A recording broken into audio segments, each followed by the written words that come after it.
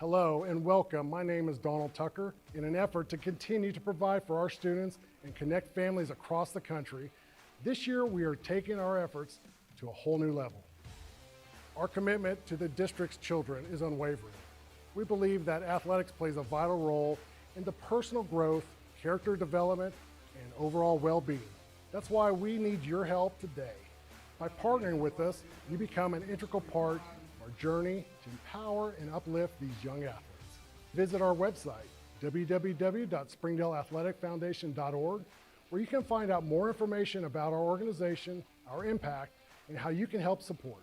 So I invite you to stand with us, partner with the Springdale Athletic Foundation, and be a part of something truly special. Together, we can make a difference in the lives of our district kids and ensure that Springdale sports continues to set the standards in athletics across the state. Shot on the way, and good!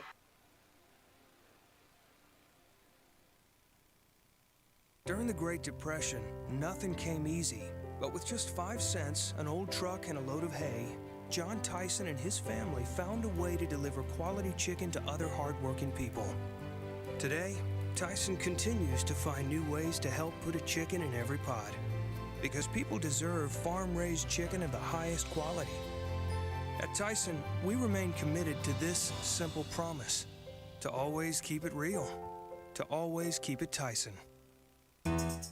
Food that is fresh, full of flavor, and all for a good cause can only come from Tacos for Life in Springdale. Enjoy delicious tacos for a cause. When you buy a meal, Tacos for Life donates the proceeds to provide a meal to starving children. Download the Tacos for Life app for ongoing promotions and free food for our friends right here in Springdale. Great food for a great cause. Tacos for Life, 1210 JTL Parkway in Springdale. I'm Don Strubing. It's because of the generosity of people like you we are able to fully support the Fuel and Feed program.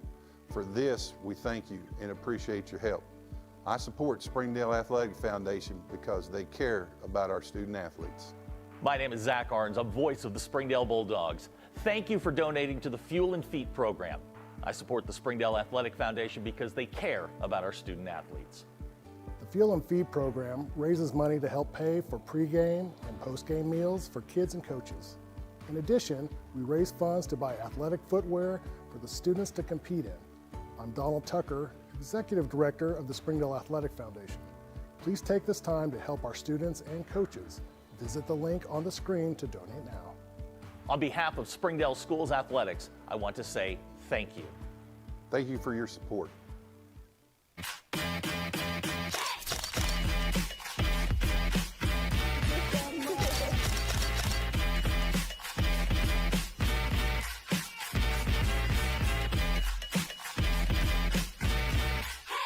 Joe and Larry here with Sam's Furniture. We just wanted to thank you for your business and to let you know that your purchase helps serve so many people. That's right. The culture here at Sam's is to love and serve others in our community and around the globe. So when you buy at Sam's, part of your purchase goes to support one of the many organizations we partner with. You enable us to invest in our children, teachers, veterans, development in Africa, and distributing wheelchairs to those in need around the world. You are a part of this. So from the Sam's Furniture family to yours, Thank you.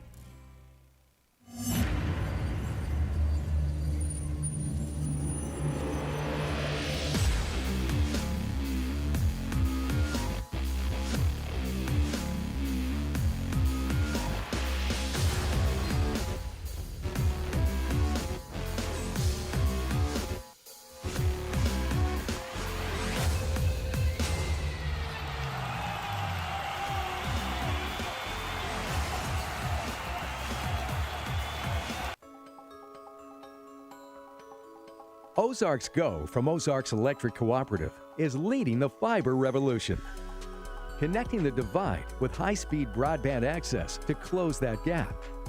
From cloud to cloud, post to post, from downtown to way out of town, to connect our customers to a world of blazing speed and access to absolutely everywhere. It's our customers connected. Thank you for supporting the Fuel and Feed program. I'm Cassie Lloyd, the head volleyball coach at Har-Ber High School, and without your help, this program would not be possible. I support the Springdale Athletic Foundation because they care about our student athletes. My name is Brandy Davis, girls basketball coach at Central Junior High. Thank you for donating to the Fuel and Feet program. I support the Springdale Athletic Foundation because they care about our student athletes. The Fuel and Feed program raises money to help pay for pregame and postgame meals for kids and coaches. In addition, we raise funds to buy athletic footwear for the students to compete in. I'm Donald Tucker, Executive Director of the Springdale Athletic Foundation. Please take this time to help our students and coaches. Visit the link on the screen to donate now. Thank you for your support. Thank you for your generosity.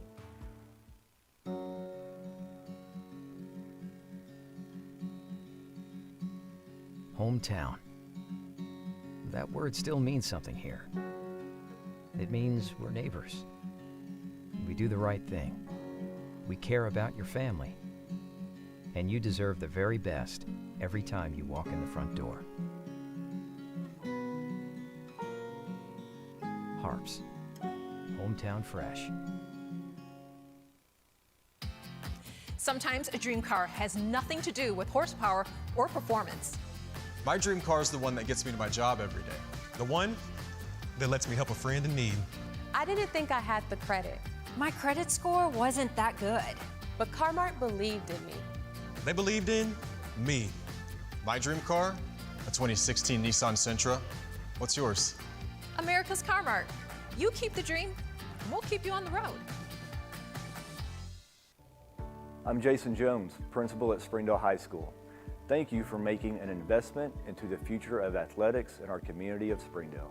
We support the Springdale Athletic Foundation because they care about our student athletes. Thank you for supporting the Fuel and Feet program. I am Paul Gree, principal at Har-Ber High School. Without your help, this program would not be possible. I support the Springdale Athletic Foundation because they care about our student athletes. The Fuel and Feed program raises money to help pay for pregame and postgame meals for kids and coaches. In addition, we raise funds to buy athletic footwear for the students to compete in. I'm Donald Tucker, Executive Director of the Springdale Athletic Foundation. Please take this time to help our students and coaches. Visit the link on the screen to donate now. Thank you for your support. On behalf of Springdale School Athletics, I want to say thank you.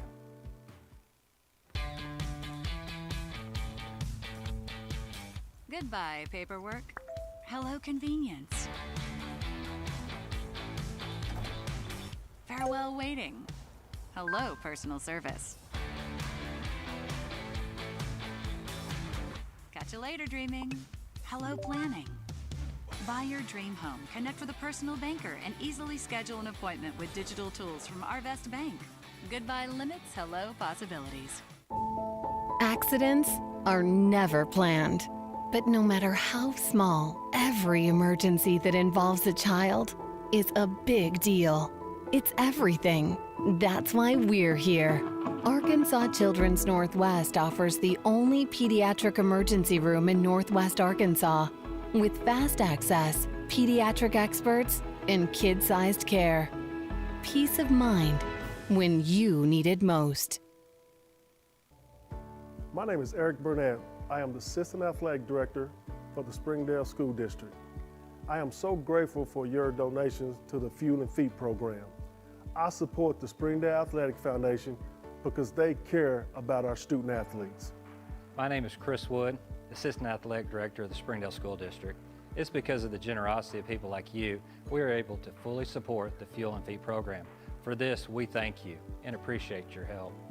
I support the Springdale Athletic Foundation because they care about our student athletes. The Fuel and Feed program raises money to help pay for pregame and postgame meals for kids and coaches. In addition, we raise funds to buy athletic footwear for the students to compete in. I'm Donald Tucker, Executive Director of the Springdale Athletic Foundation. Please take this time to help our students and coaches. Visit the link on the screen to donate now. Thank you for your support. On behalf of Springdale Schools Athletics, I want to say thank you.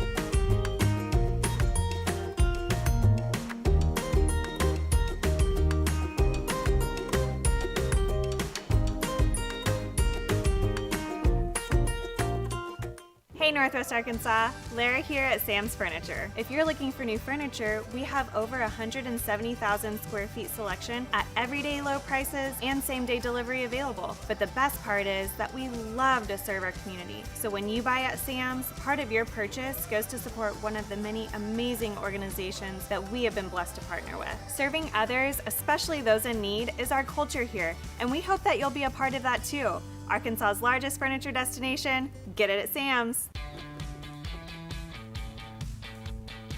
Goodbye, guessing. Hello, confidence. So long, stress. Hello, security. Farewell, running to the bank. Hello, banking from anywhere. Get a quick view of your balance, block lost debit cards, and quickly deposit checks anywhere, anytime with the highly rated Arvest Go mobile app from Arvest Bank. Goodbye, limits. Hello, possibilities. My name is Adobe, and this is my Chick-fil-A success story. When I started as a team member, I was pretty shy and struggled with my confidence. And now, that same shy person, she owns her own Chick-fil-A restaurant.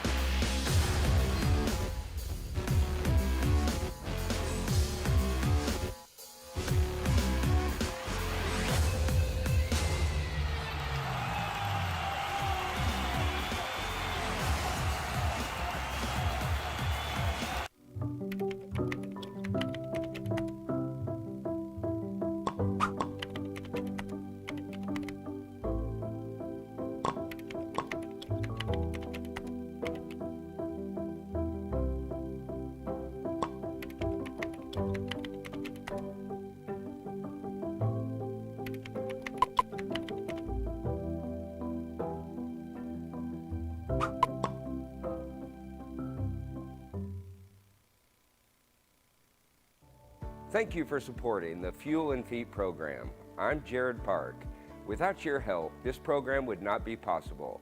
I support the Springdale Athletic Foundation because they care about our student athletes. Hi, my name is Brett Hobbs. I'm the head football coach at Springdale High School. Thank you for making an investment into the future of athletics in our community of Springdale. We support Springdale Athletic Foundation because they care about our student athletes. The Fuel and Feed program raises money to help pay for pregame and postgame meals for kids and coaches. In addition, we raise funds to buy athletic footwear for the students to compete in. I'm Donald Tucker, Executive Director of the Springdale Athletic Foundation. Please take this time to help our students and coaches. Visit the link on the screen to donate now. Thank you for your support. On behalf of Springdale Schools Athletics, I want to say thank you.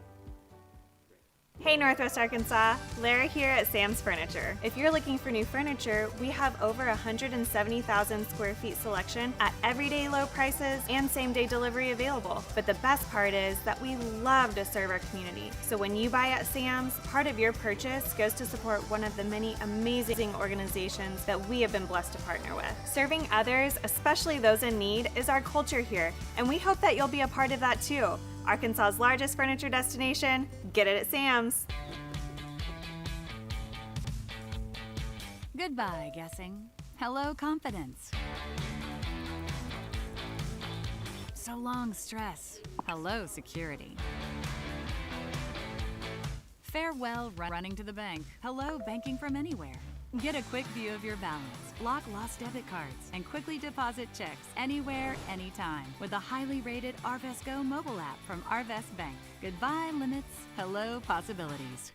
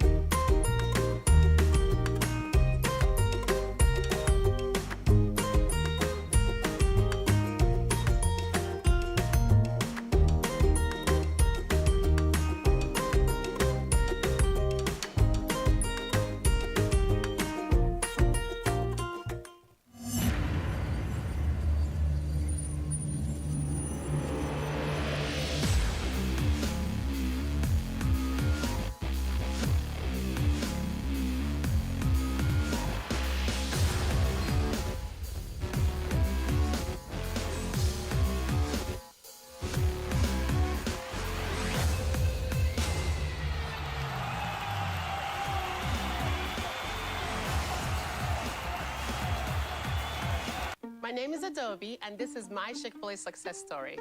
When I started as a team member, I was pretty shy and struggled with my confidence. And now, that same shy person, she owns her own Chick-fil-A restaurant. Good evening, everyone. We are live high above Harmon Field on the campus of Fayetteville. This is the last regular season game of the 2025 season, and it's upon us, and we still have a lot to play for tonight. Once again, everyone, we want to welcome you into the broadcast as the Har-Ber Wildcats look to improve their seating as they take on the Fayetteville Bulldogs tonight. I'm your commentator, Brad Spurlock, doing the play-by-play. Always along beside me is the color commentator, Coach Bray Cook. And as we look at the coin toss here in just a moment of time, Har-Ber comes in with the home loss against Rogers last week. And, Coach, we know turnovers seem to be one of these teams' Achilles' heel as the Cats turned it over early and was down early to the Mounties, 14-0. And it put them in a bind. So, Coach, what do you tell these kids going into this last game of the season? Well, Brad, it's great to be here with you tonight up in the box. And let me tell you what, I'm excited for some good football tonight in Fayetteville. These are two powerhouse programs that have struggled a little bit lately. And tonight they have a lot to prove, and there's a lot on the line for both programs with playoff implications. So if I'm talking to Har-Ber, we've got everything to win. We are in the driver's seat. So we control our destiny. Come out, play our ball game, and let's build a road to success to Little Rock. Absolutely. The defense was able to stop and do some great things last week, Bray, with the scoop and score, and kept their potent quarterback to minimum rushing, but they still had a little bit of rushing on that. But if the defense plays good against the run tonight, they still have a real good chance. Well, you're absolutely right. And, we've shown it all year that we can do it, and we're very capable. This Fayetteville team is very dangerous. They have a lot of weapons, a lot of talent on this Fayetteville football team on both sides of the ball, all three phases, really. But we've shown in all three phases that we can control the ball game when we play well. We play smart, we play clean. So we're just about set for football. The seniors for Fayetteville were the captains tonight. All their senior football team, who was introduced a little bit earlier, came out to be the captains, and Fayetteville won the toss they elected to receive here in the first half. Captains for Har-Ber tonight is Zach Miller and also Christian Gapinski for the Wildcats. But the Har-Ber's defense will be shown here first thing tonight. And we're going to take another quick timeout before kickoff. We appreciate you listening to us here on the Har-Ber Wildcat, watching the Har-Ber Wildcats here on the Springdale Athletic Foundation Network. During the Great Depression, nothing came easy. But with just 5 cents, an old truck, and a load of hay, John Tyson and his family found a way to deliver quality chicken to other hardworking people. Today, Tyson continues to find new ways to help put a chicken in every pot. Because people deserve farm-raised chicken of the highest quality. At Tyson, we remain committed to this simple promise: to always keep it real, to always keep it Tyson. And we are live back at Harmon Stadium as we're set for 7-8 football. Once again, as we talk about this, as we go through the night, we will have a chance to talk about playoff implications starting with tonight's game, and it all kind of depends on if Har-Ber can win tonight. They put themselves in a good position, maybe to host a game in the playoffs next week. If not, they'll be traveling on the road, and we'll definitely find out who will be playing going into next week. But once again, we got to get through Fayetteville first, Coach, and this is going to be a big task. But as you said earlier, Fayetteville may be down a little bit this year, but it's still a big order for the Wildcat defense. It is. It's a tall task, and one of the things that, again, is key is our ball security. And we can sit here, we can talk about Fayetteville all we want, but it really comes down to our ability to hold on to the football and wrap up on defense with our tackles and bring some of these guys down to the ground. If we can just tackle well and hold on to the ball, I really like our chances here tonight. So the coin toss once again has been made. Fayetteville won that coin toss, elected to receive. So the Wildcats will be kicking off. We'll see Bordy Roland Reynolds kicking off for the Wildcats first thing. And just to play this out just a little bit as we have a little bit of time before kickoff, if Har-Ber does win tonight against Fayetteville, and we'll just say, let's say Springdale loses, who is playing Northside tonight, that would give Har-Ber the 4th seed in the 7A West, and they would be hosting a playoff game next week. And, of course, talking to the coach a little bit on this, Bray, he doesn't want to jump ahead. They're concentrating on tonight's game, but it's always in the back of people's minds to think about maybe a possibility of playing at home next week. Oh, of course, and not just us. I mean, everyone in the 7A West, everyone in the state tonight has that in the back of their mind. They know what's coming down the road. But, again, you got to sit down and focus one play at a time, execute the fundamentals, and go out here and win a very winnable ball game against a talented Fayetteville football team. So we're just about set for football here at Harmon Field in Fayetteville, famed Harmon Field. Bordy Roland Reynolds sets the kickoff. He boots it away, and we're underway here in the 7A clash against the Fayetteville Bulldogs. They bring it up, and they bring it out to about the 25-yard line where Har-Ber will stop them.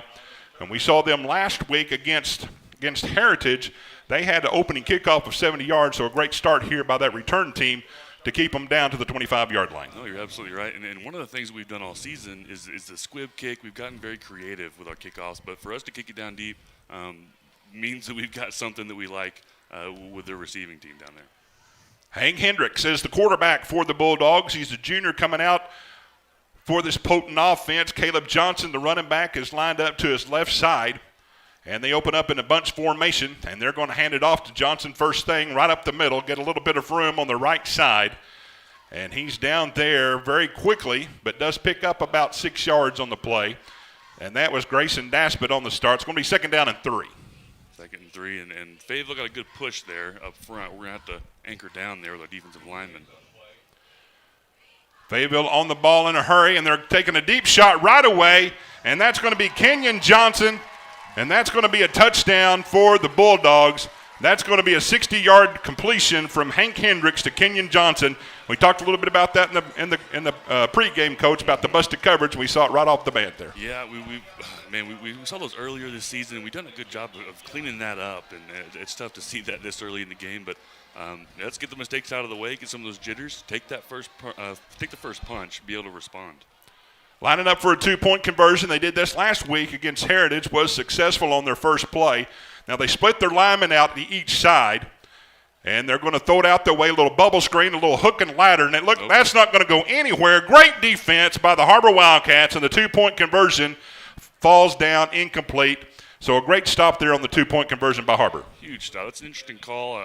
Obviously, that was part of the game plan. They probably had that dialed up on that play call sheet, but great job to sniff that out. Look for that to be a factor later in the game. Absolutely. So right now, Fayetteville leads 6-0. We've got 11:26 left to play here in the first quarter. They strike quick on that 60-yard touchdown pass. Har-Ber will be set to receive the kickoff now. And, Coach, we talked about this last week watching the game. Fayetteville did a lot of squib kicks, a lot of onside kicks against Heritage, so Har-Ber needs to be prepared for something like that. Of course, be prepared. And that's one of the things we've done well is the special teams, and here I am. I'm going to knock on wood as I say it. But, yeah, crucial that we get a good return here.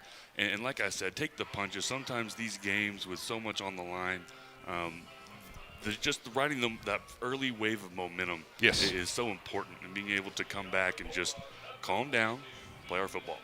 Ethan Farthing is the kicker for the Bulldogs. He has it teed up, ready to go. And he's going to kick it down the field, squibs it just a little bit, and it's going to go out of bounds. It's a break for the Wildcats as it goes out of bounds. It'll be a free kick. So they'll bring that ball out to around the 35-yard line, I do believe. We'll wait to see where they post it at. But it's going to be 1st and 10 for this Wildcat offense. 1st and 10 and everything in front of us. You know, I'd like to see us come out here and just run our offense, be methodical a little bit, do what we do well, and that's hand that ball off and follow our big 5 up front. And, of course, Jack Gilder. And let's just get some yards on the ground and like I said, catch our breath. Bryce Owens brings his offense out on the field. Reed McAllister, the all-stud running back behind him. Big offensive line. We've got 2 to the far side, 1 to the near. Now we see that's Uno in motion. Bryce Owens throws it out that way to Uno, has a little bit of room, comes around the left side, and picked a great start for the Wildcat offense, 1st down, a pickup of 10 yards. And that's another thing we do well is that receiver blocking on the perimeter, and great job there, good play call. Love to see it.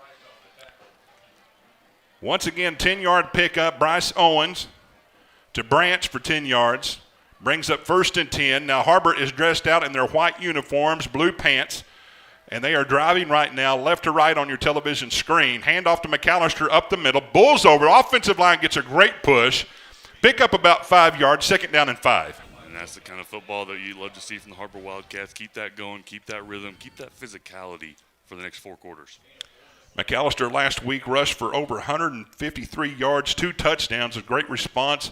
Seen him come back from injury against the Rogers Mounties, but looking for great things tonight, and it's 2nd down and 5. Ball's placed on the far hash, trips to this side.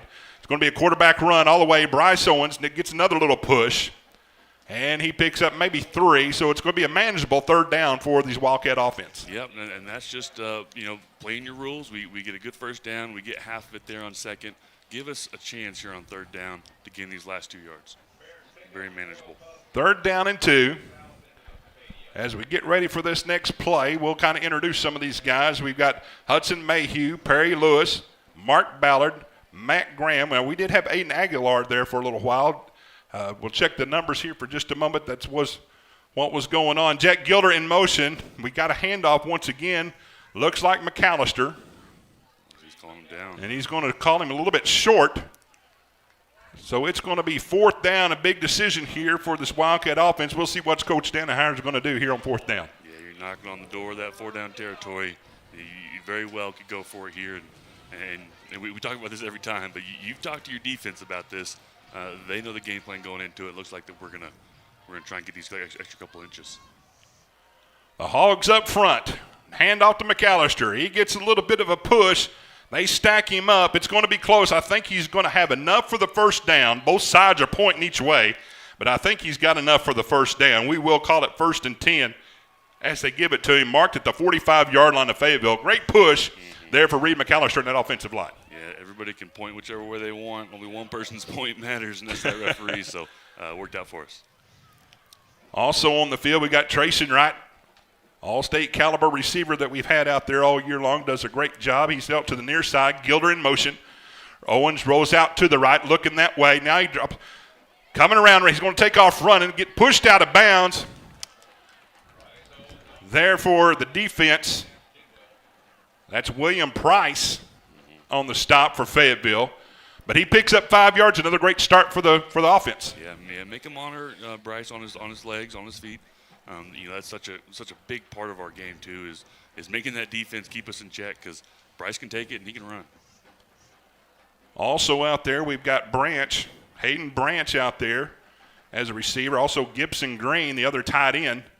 So that's kind of your starting lineup for right now. Handoff to McAllister, bounces out left side, finds a little bit of room right down the middle of the field. So he picks up about, we'll call it 3 yards on the play, maybe 4. So it's going to be easy 3rd and 1 situation here for the Wildcat offense. Yeah, sometimes when you're running that, you got to be able to find the holes as a running back, and he's able to bounce it out on the backside. Great job. Again, another very manageable third down. 8:39 left to play here in the first quarter. Fayetteville strikes quickly. First possession for the Wildcats. Fayetteville decked out in their home purple uniforms. He bounces outside. McAllister again. He's going to be able to pick up the first down. Great response here by this offense. Able to pick up the first down. Placed it around the 34-yard line. 1st and 10 for the Wildcats. Yep, huge. If I had my choice, which is a lot of people might disagree, the one-score touchdown, I would rather have this right here, where you just drive the ball down the field. And again, when you're knocking on the door where we're at now, you got to think about ball security, think about those fundamentals, and finish and find that purple end zone. Ball security, a big thing for these Wildcats. We'll see what happens on this next play. Little flea flicker. Bryce Owens got a man downfield. That's Branch. Touchdown. Har-Ber Wildcats. That is a pickup of 40 yards, 39 yards. That was Bryce Owens to Hayden Branch for the touchdown. What a play call. What beautiful execution. They had all the time in the world, and, man, he got right behind them. That is beautiful. You love to see it. Again, starts with that methodical push and then hit him with the dagger. Great response by the Wildcats. Takes over 4 minutes off the clock. Ball control, then hits them with the big play. Bordy Roland Reynolds here now for the extra point. All-important extra point. As Fayetteville missed on their 2-point conversion, his kick is up, and it is good. And with 7:56 left to play, Har-Ber has the lead, 7-6 in the first quarter. And we'll be back right after these messages. You're watching the Har-Ber Wildcats here on the Springdale Athletic Foundation. Joe and Larry here with Sam's Furniture. We just wanted to thank you for your business and to let you know that your purchase helps serve so many people. That's right. The culture here at Sam's is to love and serve others in our community and around the globe. So when you buy at Sam's, part of your purchase goes to support one of the many organizations we partner with. You enable us to invest in our children, teachers, veterans, development in Africa, and distributing wheelchairs to those in need around the world. You are a part of this. So from the Sam's Furniture family to yours, thank you. The Har-Ber Wildcats able to strike back against the Fayetteville Bulldogs on this all-important 7A West contest. Once again, playoff implications on the line, but a great response there, Coach, by the Wildcats. Yeah, huge response. And again, it comes down to riding the wave of that intensity here. You know, you're the away team. They score on the second play of scrimmage, and you're able to come back and respond very well. Reynolds this time does a little more of a sky kick. This is what they did last week, able to score on it. He backs up just a little bit. It's got a little bit of room. And that time he's brought down around the 36, we'll call it 37-yard line for Fayetteville. Actually, they're going to move up even farther to the 38. So this will be the second possession for the Bulldogs, 1st and 10. We'll see what the Wildcats defense can muster up here. Like to see a great stop here and get the ball back, but always looking for wrapping up a little bit on this, Coach. Yeah, we want to see wrapping up. We also want to see a fix there on the sideline. One of the beautiful things about high school football right now is you can come back to the sideline and watch that clip right after it happens. So hopefully some adjustments were made on the back end. Fayetteville's got trips to the near side, 2 up the top. Hendricks in the backfield by himself. Calls out the play, drops back to pass. He's looking to throw. Now he's going to scramble out. Got plenty of room, and now they're kind of doing the scramble drill. Har-Ber's looking down. He's got a man wide open on the other side of the field, and he's going to pick up quite a bit of yardage there.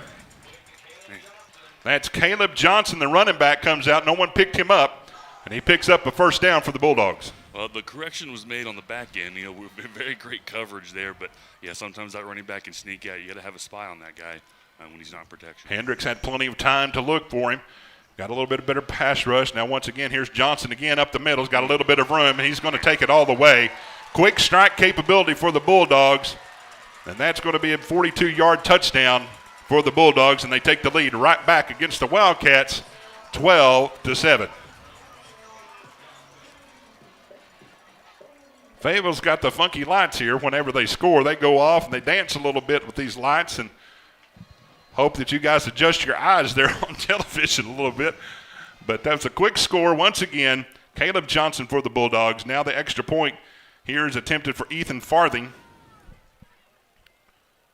As they trail by 2, this kick is down, the kick is up, and it is good. But Fayetteville takes the lead, 13-7, 7:29 left to play here in the first quarter. That took about 30 seconds.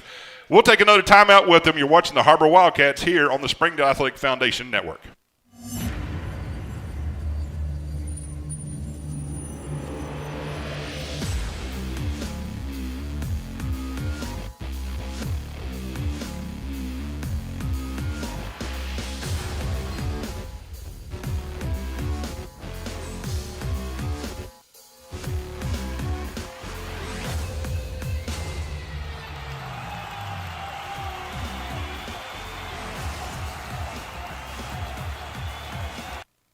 Back here at Harmon Field, and Coach, as we talked a little bit and even talked with Coach Dannenhauer a little bit, one thing he talked about, Fayetteville's an explosive offense. They're going to have to watch out for the big plays, and that we just saw one right there. They are explosive, and you know that's one thing Fayetteville is known for is they've got so much talent on the field, and they are able to score very quickly. That's one of those things that you look at our offense, and we're able to hold the ball, and that's going to be a big key tonight is keeping that ball away from that Fayetteville offense. Farthing kicks it away. This is going to go to Branch. He's down at the 3-yard line trying to find a little bit of room. Finds one man to miss. Brings it out to 15. So it's a great stop by the Fayetteville return team. And so Har-Ber will take over their second possession, able to score on their last one from a 39-yard flea flicker. That was from Bryce Owens over to Branch. And Har-Ber had the lead for just 30 seconds, if you will, for a moment of time. But Har-Ber gets their second possession here, Coach. Like to see another methodical drive if we can. Yeah, you would. Again, ignore the scoreboard, ignore this and the intensity, the momentum. Come out there and just execute one play at a time. Ball's going to be placed right around the 15-yard line. Let's call it maybe the 16. 1st and 10 for the Wildcats. McAllister back behind Owens again, 2 to the far side. Gilder in motion, going to hand off, this time right side. Got a little bit of room. And that's going to be a nice pickup of 4 yards there for McAllister. Second down for the Wildcats. Yeah, he had a hole there, able to get on the right side. What you want to get in the run game is you say put your running back on a safety. If you can get them matched one-on-one, then you've done your job as far as the rest, and it's up to the running back to make a miss. Very talented defense out there for this Bulldog football team. One thing to make mention, if there's one thing that maybe has decreased over this year, has been the Bulldog defense, but now we see – we saw here's what we talked about earlier. We got a fumble on the play, And it looks like Fayetteville was able to pick it up. And so right away we see the Wildcats on their first possession score. Second possession, they turn it over. Fayetteville's going to take it over around the 20-yard line. Yeah, it's not good. That, man, right there in that first contact, you see that ball come out, helmet right there into that spot. And you just got to, man, it's plagued us this year a little bit. Yeah. And that's one thing we have to clean up when we stay in this game. Turnovers are a big part of any ball game. It seems like it bites Har-Ber from time to time, and hoping to clean this up tonight. So here comes Fayetteville back on the field. Once again, they are leading 13-7, 6:46 left to play in the first quarter. This time Hendricks passes it out to Johnson. Great response by this Har-Ber Wildcat defense. That is Will Croft that wraps him up in the backfield. That's going to be a loss of about 4 yards, so great stop by this defense. Man, he was coming downhill fast, and that's the kind of defense that wins ball games. So great pickup there by the Wildcat defense to back them up 4 yards. So it's going to be second down, and we'll actually call it 5. Second down and 15 on the play, or second down and 15, minus 5 on the play. So once again, the Wildcat defense able to sniff that one out. Hendricks, the quarterback. Johnson up the left side. And I think we had a bunch of movement on that play. We'll see what it is. Maybe a little bit of extracurricular activity after the whistle. But here's the call. There we go. Well, that's their speedy receiver, Kenyon Johnson, who scored the touchdown. Jumps off sides a little bit early. Backs him up 5 yards. So a great start by this defense. Second and 20 at the 30-yard line of Har-Ber. Winding the clock here in the first quarter. Now we've got another penalty. Or maybe we have a timeout. So we've got a timeout. That's Har-Ber's first timeout of the first half. And we'll take it with them. Once again, Fayetteville leads Har-Ber 13-7. We'll be back after these messages. You're watching the Har-Ber Wildcats on the Springdale Athletic Foundation. Ozark's Go from Ozark's Electric Cooperative is leading the fiber revolution. Connecting the divide with high-speed broadband access to close that gap. From cloud to cloud, post to post, from downtown to way out of town, to connect our customers to a world of blazing speed and access to absolutely everywhere. It's our customers connected.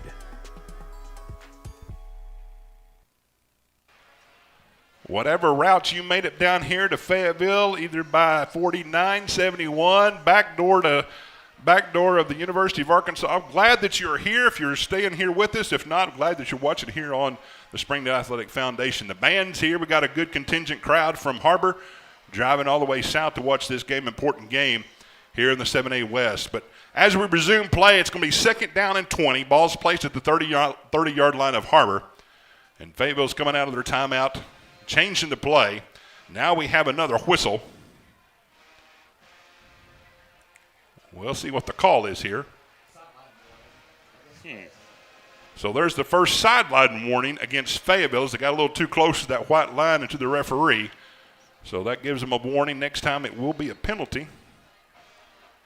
So we're resumed for play right now. Again, this is Hendricks in the backfield. He drops back to pass. He's looking to the left, going out that way. Got a man, and that is complete.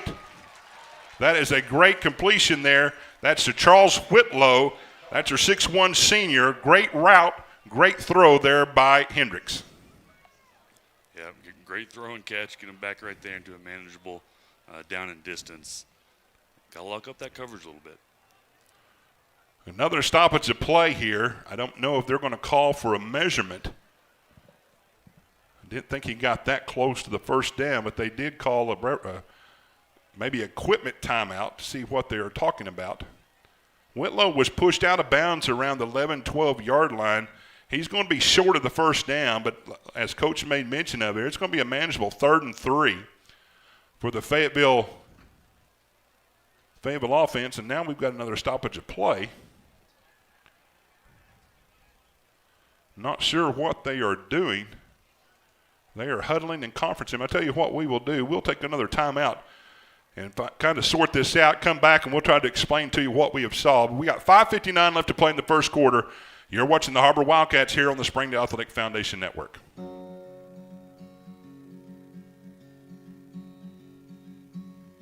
Hometown. That word still means something here. It means we're neighbors. We do the right thing. We care about your family. And you deserve the very best every time you walk in the front door. Harps. Hometown fresh. As we come back to Harmon Field, we realized, hey, that football's a rough sport, even on the sidelines for spectators. Oh, yeah. And one of the camera persons, the lady that was over there filming, got hit by that last play and was down for a little bit, so they stopped play to tend to her. She's up, walking around, and so now we've got a big third down. We see that was Hendricks passes it out, and that is going to be Kenyon Johnson, and we'll see if they do pick up the first down. So it's going to be first and goal for the Bulldogs. The ball's going to be placed at the 7-yard line for the Bulldogs. Yeah, that's tough. They're able to dig themselves out of a hole, and now they're knocking on the door of the end zone. Got to tighten up that defense here in the red zone. Hendricks in the backfield along with Johnson. He hands it off. That time he's met in the backfield. A great response there by the Har-Ber Wildcat defense. Devin Robertson, who's come on here of late, able to stop him for a pickup of maybe, we'll call it 3 yards, brings up second and goal here for the Bulldogs. 5:14 left to play in the first quarter. Fayetteville has a man down to the far side. This is going to be a handoff again to Johnson. He picks and weaves his way through, and he's going to pick up the touchdown. 4 yards out for Caleb Johnson.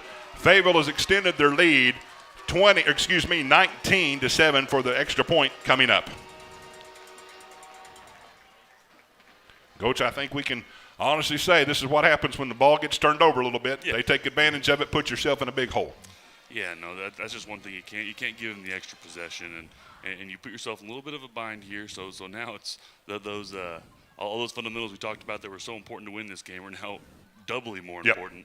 And you've also got to make a couple plays and play very well to get yourself back in this game. Ethan Farthing's extra point is good, and we've got a 27-ball game. Fayetteville over Har-Ber, 5:02 left to play here in the first quarter. We'll take another timeout, and we'll be back after these messages. You're watching the Har-Ber Wildcats here on the Springdale Athletic Foundation Network.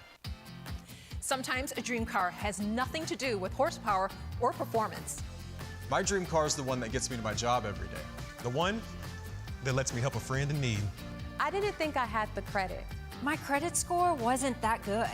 But Car-Mart believed in me. They believed in me. My dream car? A 2016 Nissan Sentra. What's yours? America's Car-Mart. You keep the dream, and we'll keep you on the road. As we're back here on the campus of Fayetteville just scored again from 4 yards out. And coaches, we even talked to Coach Standenhauer just a little bit more this week. You know, one thing he talked about Fayetteville's finishing drives. They did that on the first drive, but able to hold on to the ball, kind of bit them in the leg again. Yeah. Finishing drives is going to be the key tonight. But again, we talked about that momentum, and we're still in that first wave of intensity here in Fayetteville. And as it calms down a little bit, look to see Har-Ber punch back.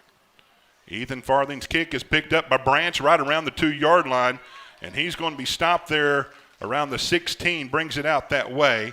And that's going to be a stop by William Price there for their defense. And so it's going to be 1st and 10. Har-Ber needs to regroup here. Take it over here on their third possession, see if they can muster a score, keep this ball game close, because once again, as we know, implications are aligned for playoff seeding. All around the conference, all around the state, we're going to see different games tonight that's going to have a lot of importance. This none better than what we have right here. Absolutely right. And one of the things you don't want to get into is a shootout where you have to score quickly. You still want to be able to maintain possession and control the clock. Owens in the backfield along with McAllister. This time he pulls it down. He's going to throw it out to Gilders. Got a little bit of room around the left side. Makes one-man miss. He's off to the races. He's down to the 40. He's going to be pushed out of bounds, dropped down there around the 40, we'll call it 46-yard line of Fayetteville. Great start there. That's going to be pick up right around 30, 40 yards there for the first play for the Wildcats. Awesome first play there. And it comes down to Coach Joe Adams and those receivers. And I've talked about it and I keep talking about it. One of the things we do so well, better than I've seen a lot of teams do, is the receiver perimeter blocking. And right there it made a huge difference. Big pickup on first down. 1st and 10 for the Wildcats. Owens in the backfield with McAllister. Now we've got a man in motion. That's Branch. They're going to pick up a screen. He's got a lot of room. This is Reed McAllister. He's finding his blocks. Now he picks up a couple other yards from just diving there, but that's a great screen there by the Wildcats. Picks up another first down. Yep. Beautiful screen. It tricked me, and I thought we were in trouble there with that man off the edge, but well-designed play. Wildcats has a little bit of life here going into their second drive. The third drive. This is ball's placed at the 34-yard line, 1st and 10.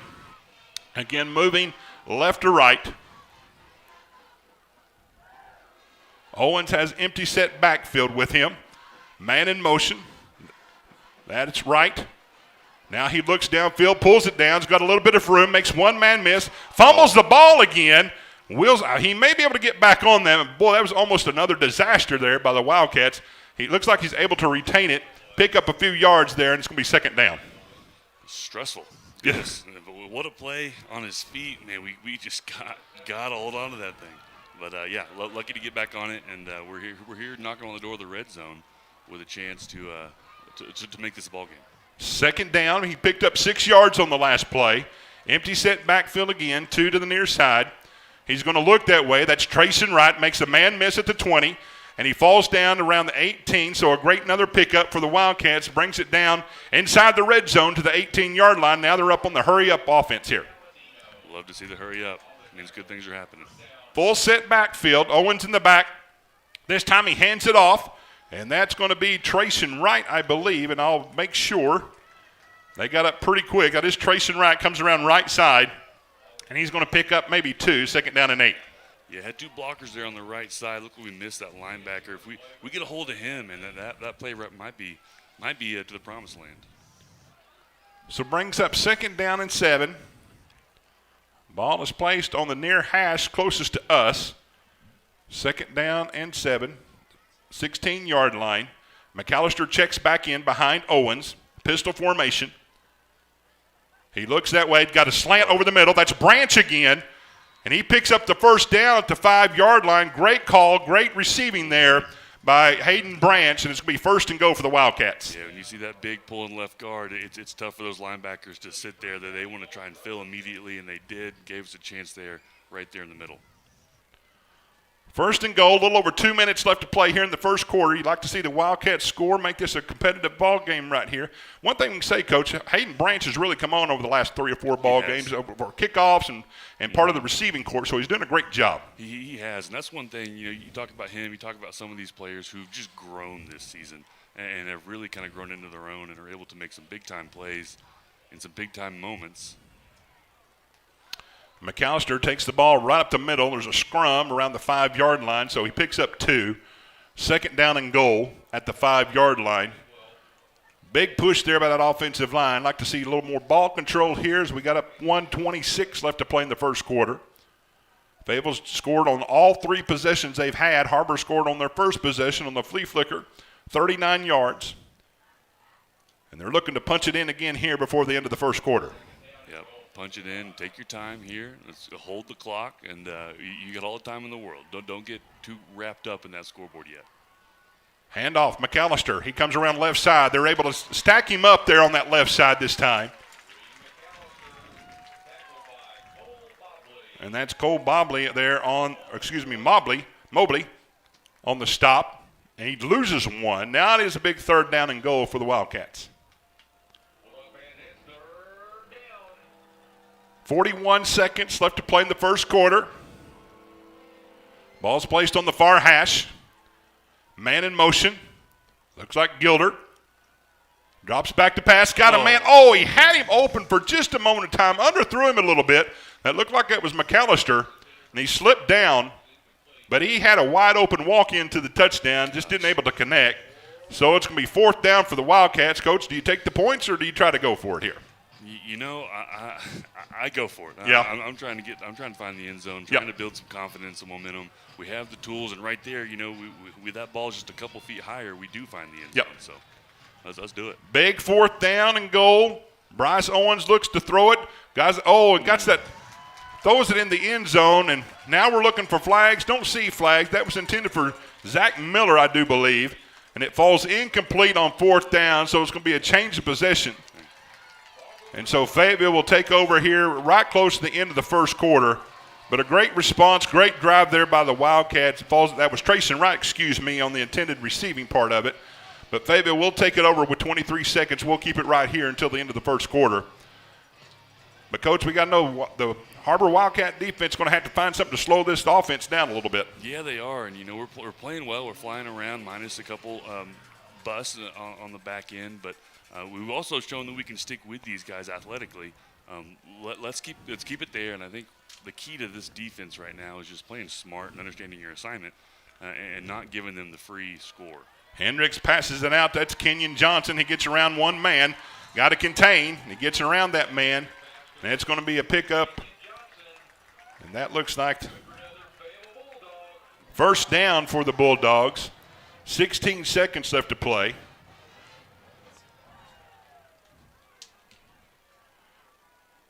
That was Zion Wilson. Have not seen him in a while back out there for defending for the Wildcats. Wilson's got a little more speed, able to keep up with these guys. Now we see a handoff to Johnson once again, breaks one tackle. That time he's met right there in the middle after he breaks one. Yeah, that's Will Croft again that brings him down. Pick up a 5, second down and 5. And there's that 0-yard gain that turns into 5, and then that's where that wrapping up really just, those yards add up quickly. And that's going to be the end of the first quarter. We've got an exciting first quarter. Fayetteville takes a 20-7 lead here in the first quarter. We'll be back for the second quarter right after these messages. You're watching the Har-Ber Wildcats on the Springdale Athletic Foundation Network. Goodbye, paperwork.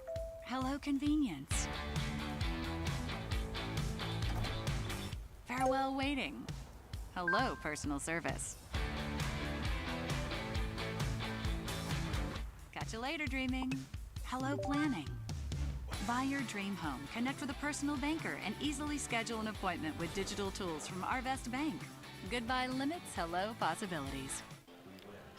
As we're getting ready for the second quarter here in the 7A West showdown between Fayetteville and Har-Ber, big playoff implications here online. But Fayetteville's been able to take their first 3 possessions. 2 were kind of in the fast-paced category, and the third one, Har-Ber was able to give them a short field, and they were able to take advantage of it and able to score. So we have a 20-6 lead. Har-Ber score was on the flea flicker, their opening possession, 39 yards. Bryce Owens up to Branch. As we start the second quarter, ball's placed at the 40-yard line of Fayetteville, second down and 5. Now they will be traveling left or right on your television screen. Empty backfield for the Bulldogs, man in motion. As he comes back around, now they're going to do a little reverse. That's Johnson once again. He's got some speed around there, able to slow him down just a little bit. That was Kenan Doss able to stop him for just a moment, and the rest of the troops came in. Also seeing there Jake Adams and others to bring him down, but it's a first down for the Bulldogs. Yeah, what a play call. You got so much misdirection there. It's so hard to find where the ball's going, and able to sniff that out before it becomes a huge play is important. First and 10. Handoff this time to Caleb Johnson. Now he backtracks his way. Oh, great stop there. Tony Berry comes up and makes a spectacular tackle and a loss of 2 yards here for the Wildcats. Huge tackle and huge push up front. That running back's looking for a hole, doesn't find one, bounces it back outside, and we're there for the TFL. Well, what a great defensive play by everyone involved. Able to wrap him up there, and so it's a loss of 2, second down and 12. Now they're back on their side of the field, 48-yard line. Har-Ber maybe took a little bit of extra jump there. That's Kayshawn Holder.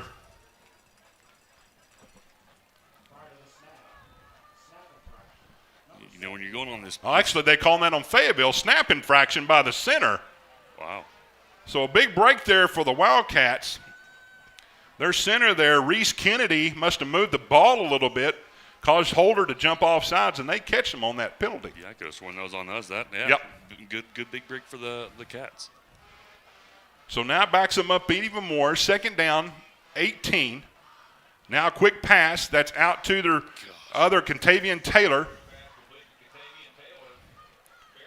What a great job by the corner, blowing up that block and being right there for the tackle. This defense is playing hard right now. Barry and Bisbee there for the stop. Substitutions galore here for the Wildcats as they look to stop them here on third down. Third down, we'll call it 15. Big down here for the Wildcat defense. Hendricks drops back to pass. He's looking downfield, got plenty of room. Now he throws over the field, got a man wide open. He slips down.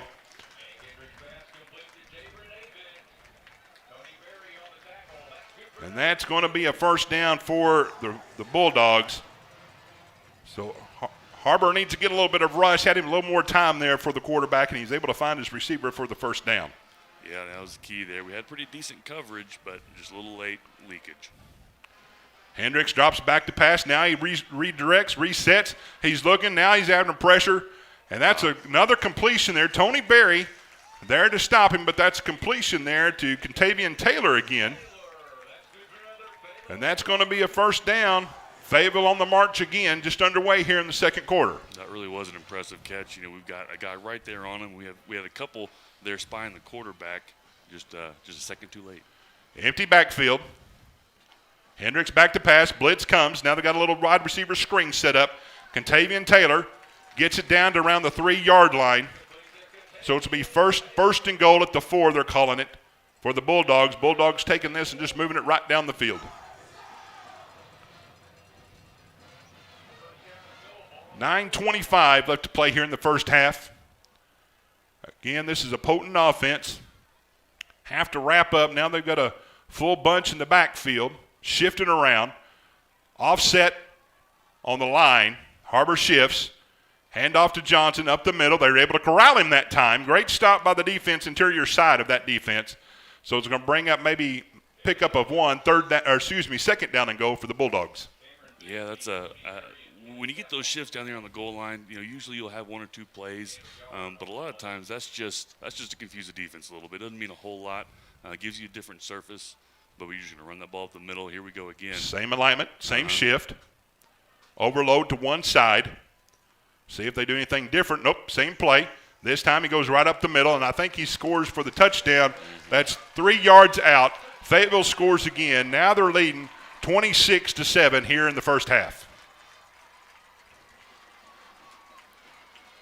Fayetteville able to take the ball after a big third down, after a big stop for third down for the Bulldogs by this Wildcat defense. They were able to find a little hole in that defense, get a completion, and after that they were able to march the ball right down the field for the score.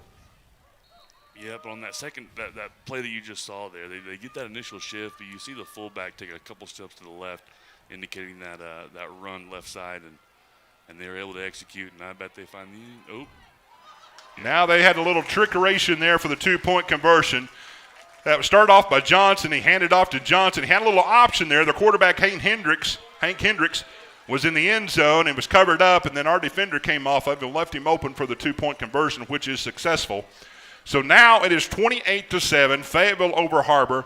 8:34 left to play here in the first half. We'll take another timeout. You're watching the Har-Ber Wildcats here on the Springdale Athletic Foundation Network. Accidents are never planned.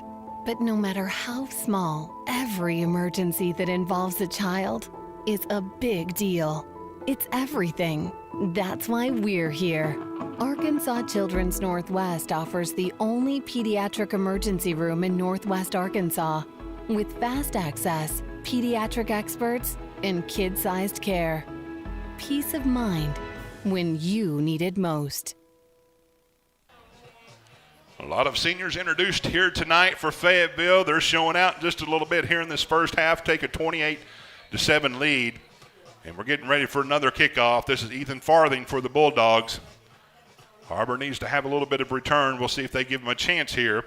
That's going to be Zach Miller. He's going to let it watch and go out of bounds. So another free kick for the Wildcats, who started off on their last few possessions inside the 20-yard line. So this is going to be a great break for this offense. See if they can get something going here on this next possession.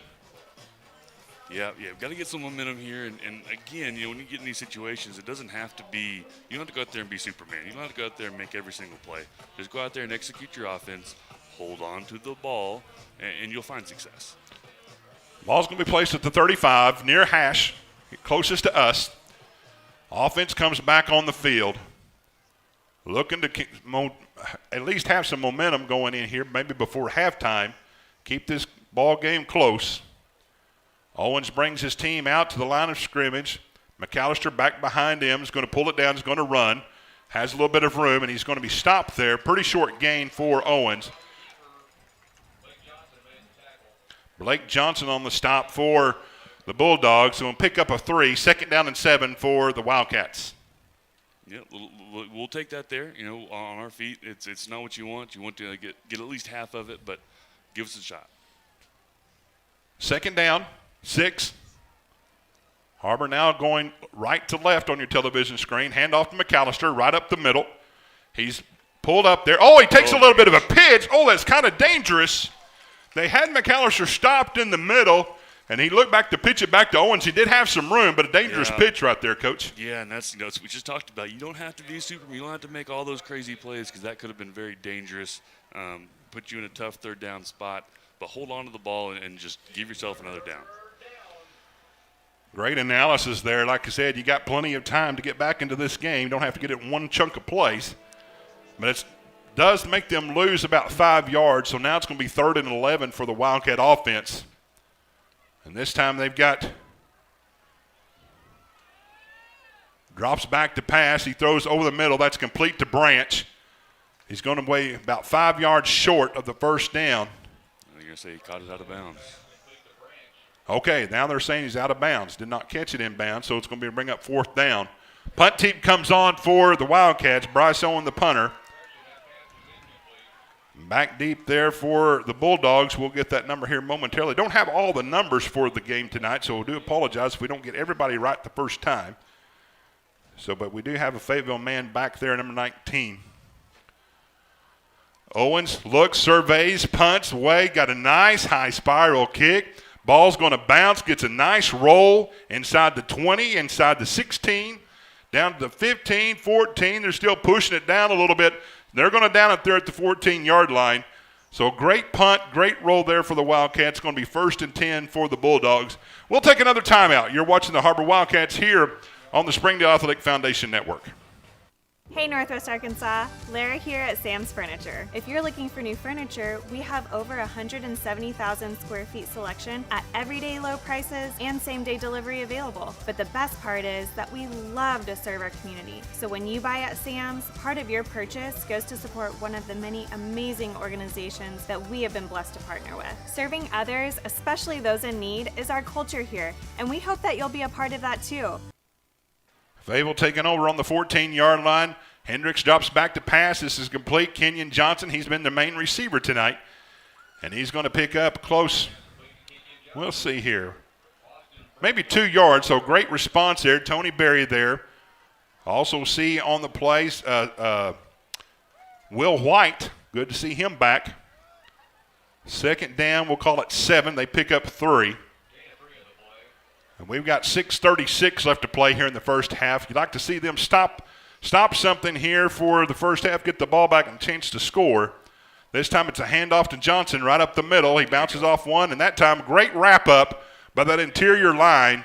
Starting off there with Jake Adams for the stop. Pickup of 2 yards. We'll call it 3rd and 5. Big 3rd and 5 for this defense. Yeah, great 2nd down there. Our 3rd down defense is going to have to improve if we're going to stay in this game. This is a huge play right now for this Har-Ber football team. Har-Ber showing blitz up in the gaps. 3rd down. They back out. Now there's pressure on the quarterback. He throws it downfield. Got a man. It's complete this time. That's Katavian Taylor. Had him stopped there for just a minute of time, but he's able to complete it. And he's going to be dropped down about the 39-yard line of Har-Ber. 1st and 10 for the Bulldogs. Yeah, that was a great pressure right there on his face. Looked like we just had our eyes in the backfield a little bit. And he just gets behind us just for a second, and that's enough for a huge gain. 1st and 10. Johnson beside him. That time it pulled down and gives another pass out to Kenyon Johnson on that option play. And correction on that. That is Katavian Taylor on the reception. Pickup of 6, 2nd down and 4. I'll get a pickup of 4, 2nd down and 6 for the Bulldogs. 5:26 left to play here in the first half. Wildcats doing their best to keep their playoff hopes alive, to move up a little bit. This time it's going to be complete again. That's Jaden Nicholson on the reception this time. And he's got a pickup of, we'll call it 7 yards, so it's going to be another 1st and 10 for the Bulldog offense. Just a great little stop pattern there by Nicholson. Hendricks is able to find him for the first down. Johnson once again offset Hendricks in the backfield. Hendricks rolls out right, looking that way. He's got a man, throws it downfield. That time is incomplete. That was intended for Katavian Taylor. And that Landon Schultz was there defending for the Wildcats. Great stop there by Schultz. Yeah, big stop. The ball was just a little high, but we were right there on him. Now we've got a 2nd down and 10 behind the sticks. Ball's placed at the 26-yard line. This time it's a handoff to Johnson up the middle. They're able to corral him just a little bit as he moves up the middle. And that's Cameron Bisbee again. And Bisbee, as he stops him, is down on the ground trying to pick himself up. He does so, but now we've got a 3rd down and 6 for this Wildcat defense. Yeah, they try to run the little gap scheme there, and their wrapping puller gets caught on the outside, and it allows for our defense to really fill into that B and C gap and get a pretty good stop. 3rd down this time. Oh, great play there. Oh, and they're going to get him for the push. Almost like you didn't expect him to run right into him. That was intended for Charles Whitlow. Man. Had great coverage there. Probably really didn't need to push him much. And that was Sandoval out there. Just pushed him a little ahead of time. Maybe had a chance for a pick. Yep. But it's probably going to get called for the pass interference, and he does.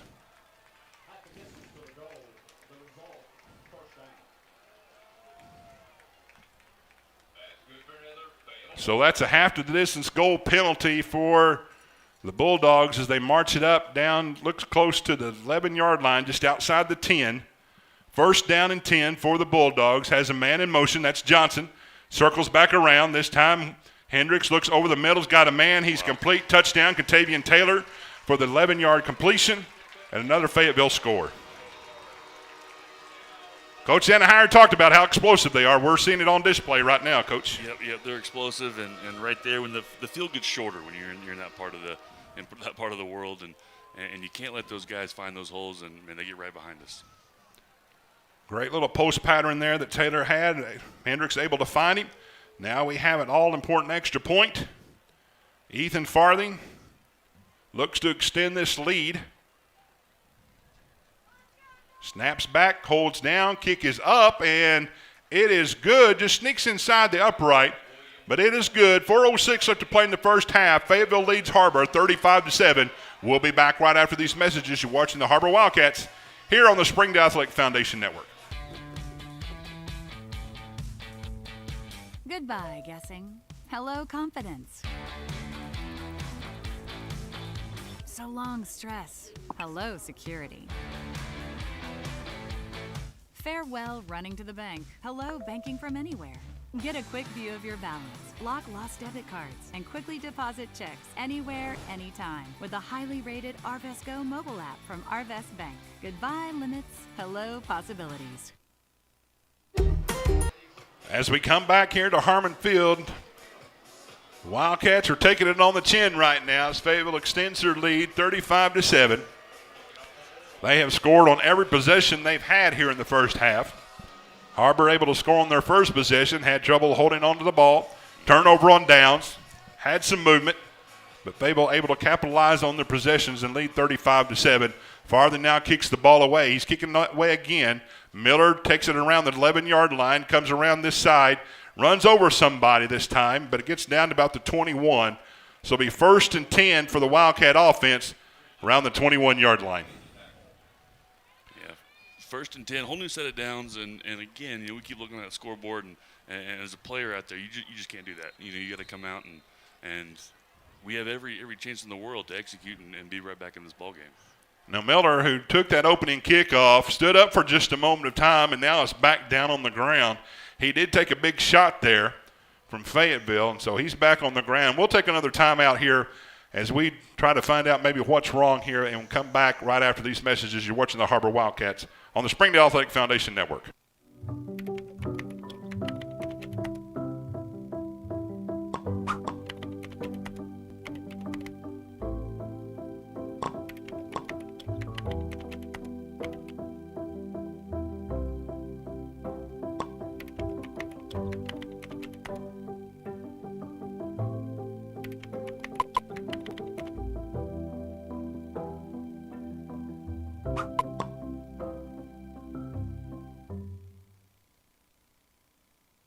My name is Adobe, and this is my Chick-fil-A success story.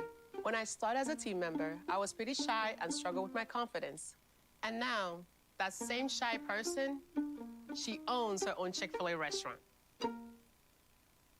Hey Northwest Arkansas, Lara here at Sam's Furniture. If you're looking for new furniture, we have over 170,000 square feet selection at everyday low prices and same-day delivery available. But the best part is that we love to serve our community. So when you buy at Sam's, part of your purchase goes to support one of the many amazing organizations that we have been blessed to partner with. Serving others, especially those in need, is our culture here, and we hope that you'll be a part of that too. Arkansas's largest furniture destination, get it at Sam's. Thank you for supporting the Fuel and Feet program. I'm Jared Park. Without your help, this program would not be possible. I support the Springdale Athletic Foundation because they care about our student athletes. Hi, my name is Brett Hobbs. I'm the head football coach at Springdale High School. Thank you for making an investment into the future of athletics in our community of Springdale. We support Springdale Athletic Foundation because they care about our student athletes. The Fuel and Feed program raises money to help pay for pregame and postgame meals for kids and coaches. In addition, we raise funds to buy athletic footwear for the students to compete in. I'm Donald Tucker, Executive Director of the Springdale Athletic Foundation. Please take this time to help our students and coaches. Visit the link on the screen to donate now. Thank you for your support. On behalf of Springdale Schools Athletics, I want to say thank you. Accidents are never planned. But no matter how small, every emergency that involves a child is a big deal. It's everything. That's why we're here. Arkansas Children's Northwest offers the only pediatric emergency room in Northwest Arkansas with fast access, pediatric experts, and kid-sized care. Peace of mind when you need it most. Ozark's Go from Ozark's Electric Cooperative is leading the fiber revolution. Connecting the divide with high-speed broadband access to close that gap. From cloud to cloud, post to post, from downtown to way out of town, to connect our customers to a world of blazing speed and access to absolutely everywhere. It's our customers connected. Joe and Larry here with Sam's Furniture. We just wanted to thank you for your business and to let you know that your purchase helps serve so many people. That's right. The culture here at Sam's is to love and serve others in our community and around the globe. So when you buy at Sam's, part of your purchase goes to support one of the many organizations we partner with. You enable us to invest in our children, teachers, veterans, development in Africa, and distributing wheelchairs to those in need around the world. You are a part of this. So from the Sam's Furniture family to yours, thank you.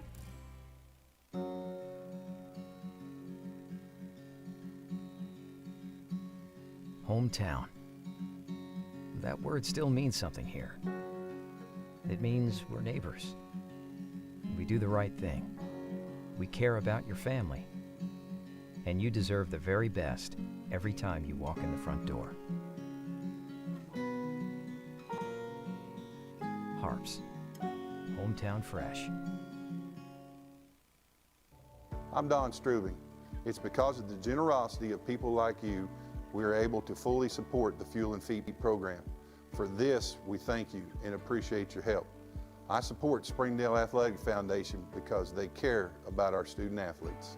My name is Zach Arns. I'm voice of the Springdale Bulldogs. Thank you for donating to the Fuel and Feed program. I support the Springdale Athletic Foundation because they care about our student athletes. The Fuel and Feed program raises money to help pay for pregame and postgame meals for kids and coaches. In addition, we raise funds to buy athletic footwear for the students to compete in. I'm Donald Tucker, Executive Director of the Springdale Athletic Foundation. Please take this time to help our students and coaches. Visit the link on the screen to donate now. On behalf of Springdale Schools Athletics, I want to say thank you. Thank you for your support. During the Great Depression, nothing came easy. But with just 5 cents, an old truck, and a load of hay, John Tyson and his family found a way to deliver quality chicken to other hardworking people. Today, Tyson continues to find new ways to help put a chicken in every pot. Because people deserve farm-raised chicken of the highest quality. At Tyson, we remain committed to this simple promise: to always keep it real, to always keep it Tyson.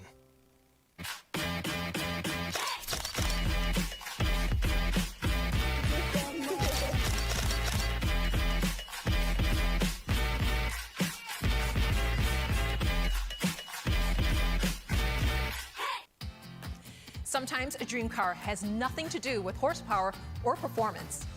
My dream car is the one that gets me to my job every day. The one that lets me help a friend in need. I didn't think I had the credit. My credit score wasn't that good. But Car-Mart believed in me. They believed in me. My dream car, a 2016 Nissan Sentra. What's yours? America's Car-Mart. You keep the dream, and we'll keep you on the road.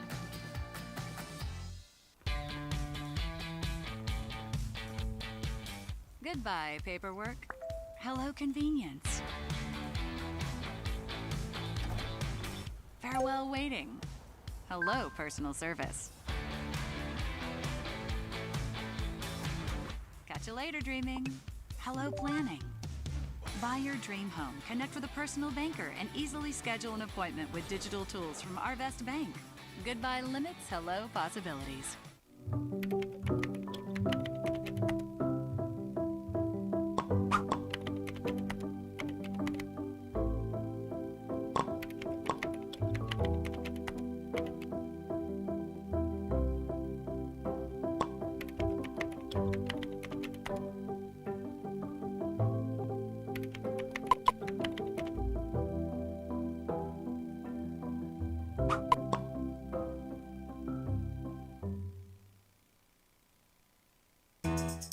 Food that is fresh, full of flavor, and all for a good cause can only come from Tacos for Life in Springdale.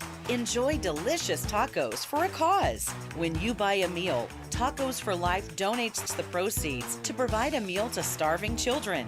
Download the Tacos for Life app for ongoing promotions and free food for our friends right here in Springdale. Great food for a great cause. Tacos for Life, 1210 JTL Parkway in Springdale.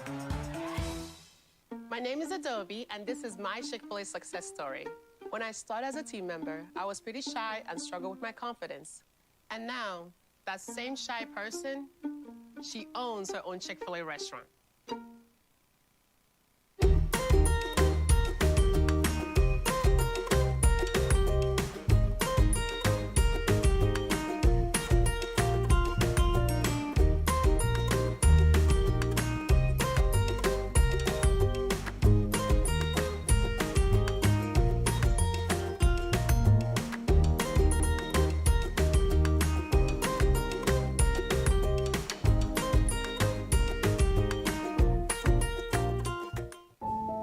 Accidents are never planned.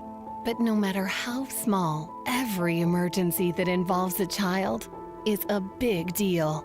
It's everything. That's why we're here. Arkansas Children's Northwest offers the only pediatric emergency room in Northwest Arkansas with fast access, pediatric experts, and kid-sized care. Peace of mind when you need it most.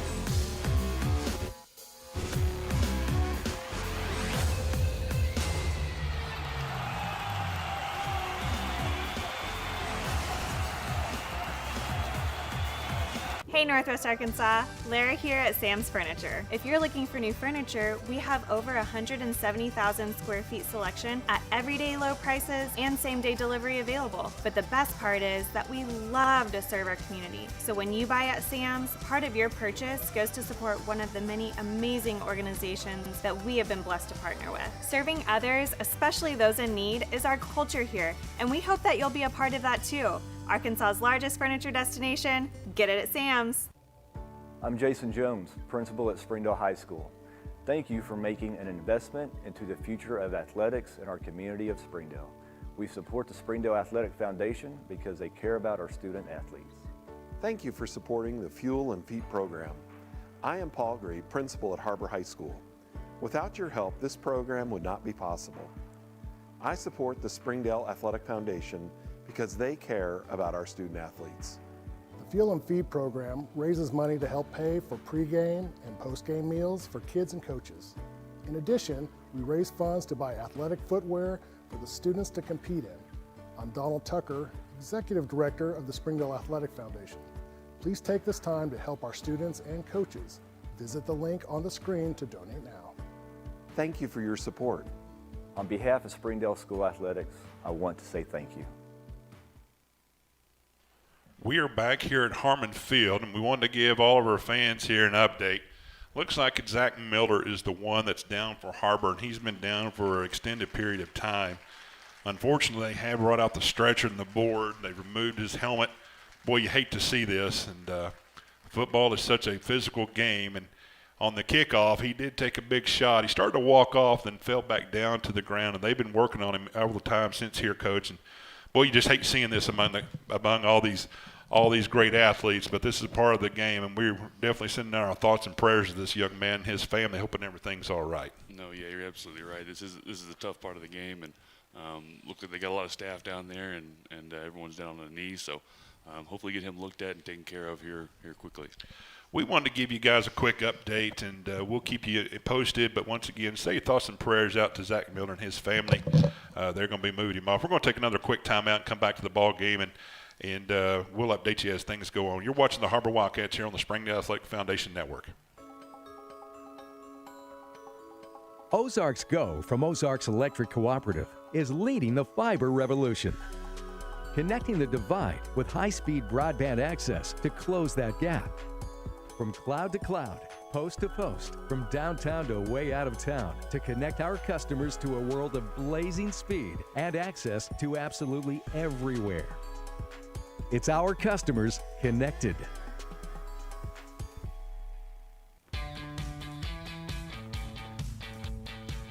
Goodbye, paperwork. Hello, convenience. Farewell, waiting. Hello, personal service.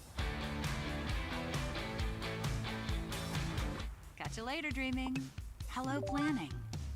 Buy your dream home, connect with a personal banker, and easily schedule an appointment with digital tools from Arvest Bank. Goodbye limits, hello possibilities.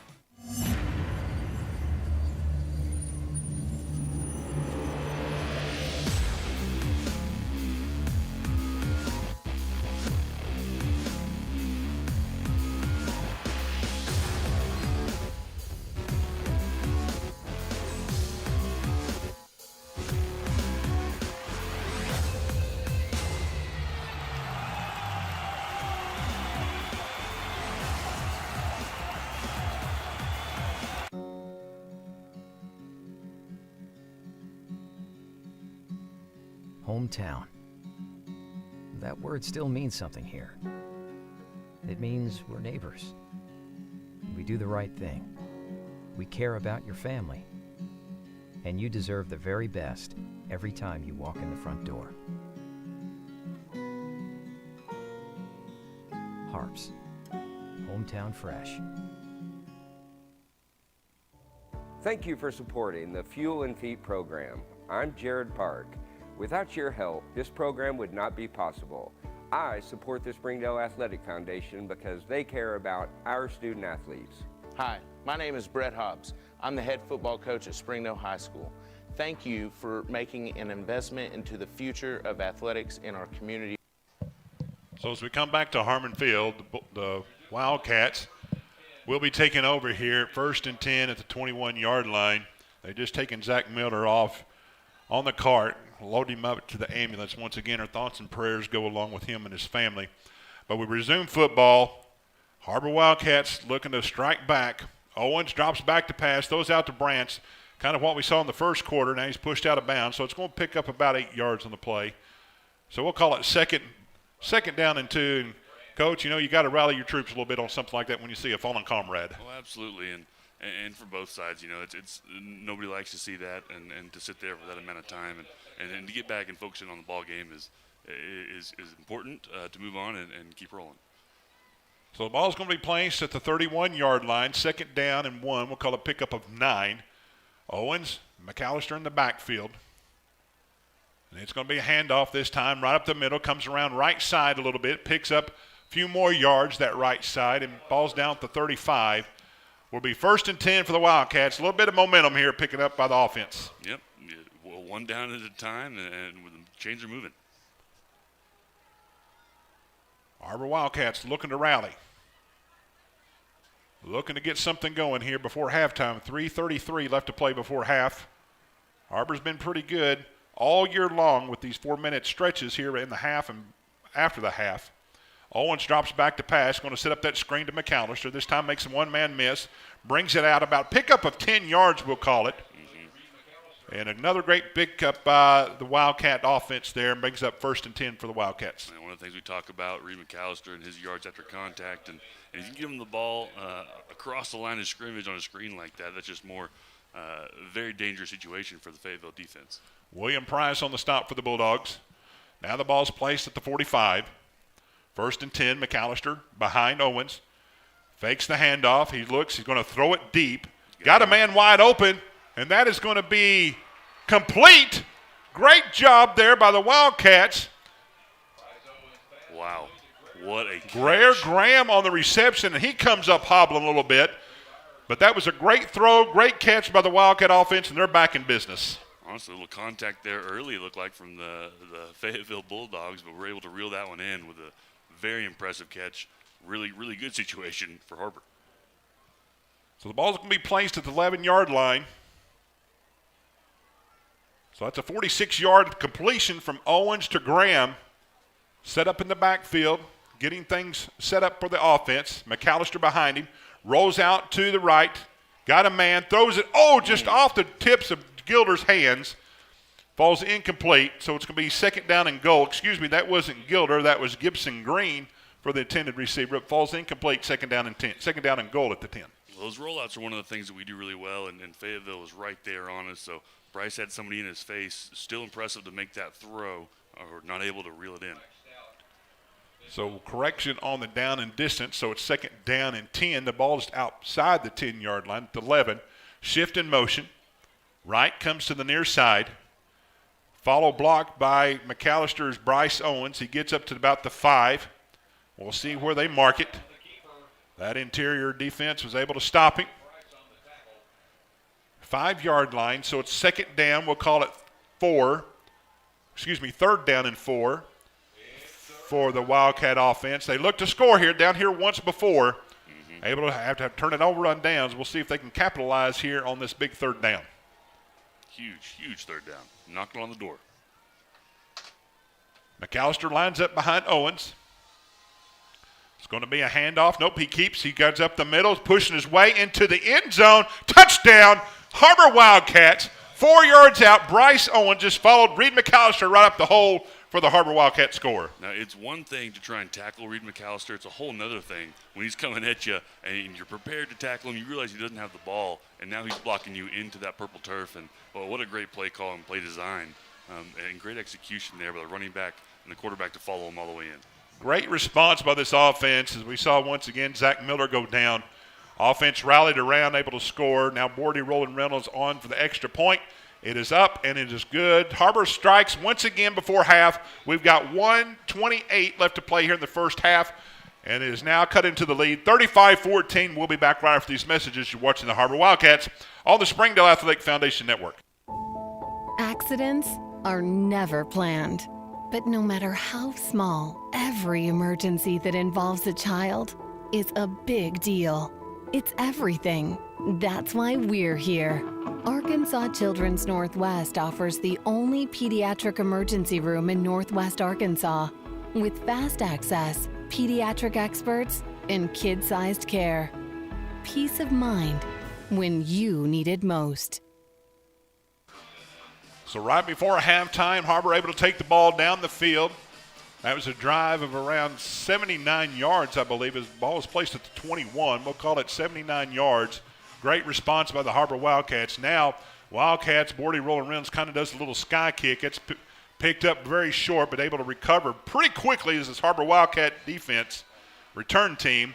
And they bring it down to 29-yard line. So this is going to be a big stop, big series here for the defense to keep them out of the end zone before halftime. Yeah, huge series, and you look at the time, and based on what we've seen already tonight, that is a whole lot of time for this Fayetteville offense.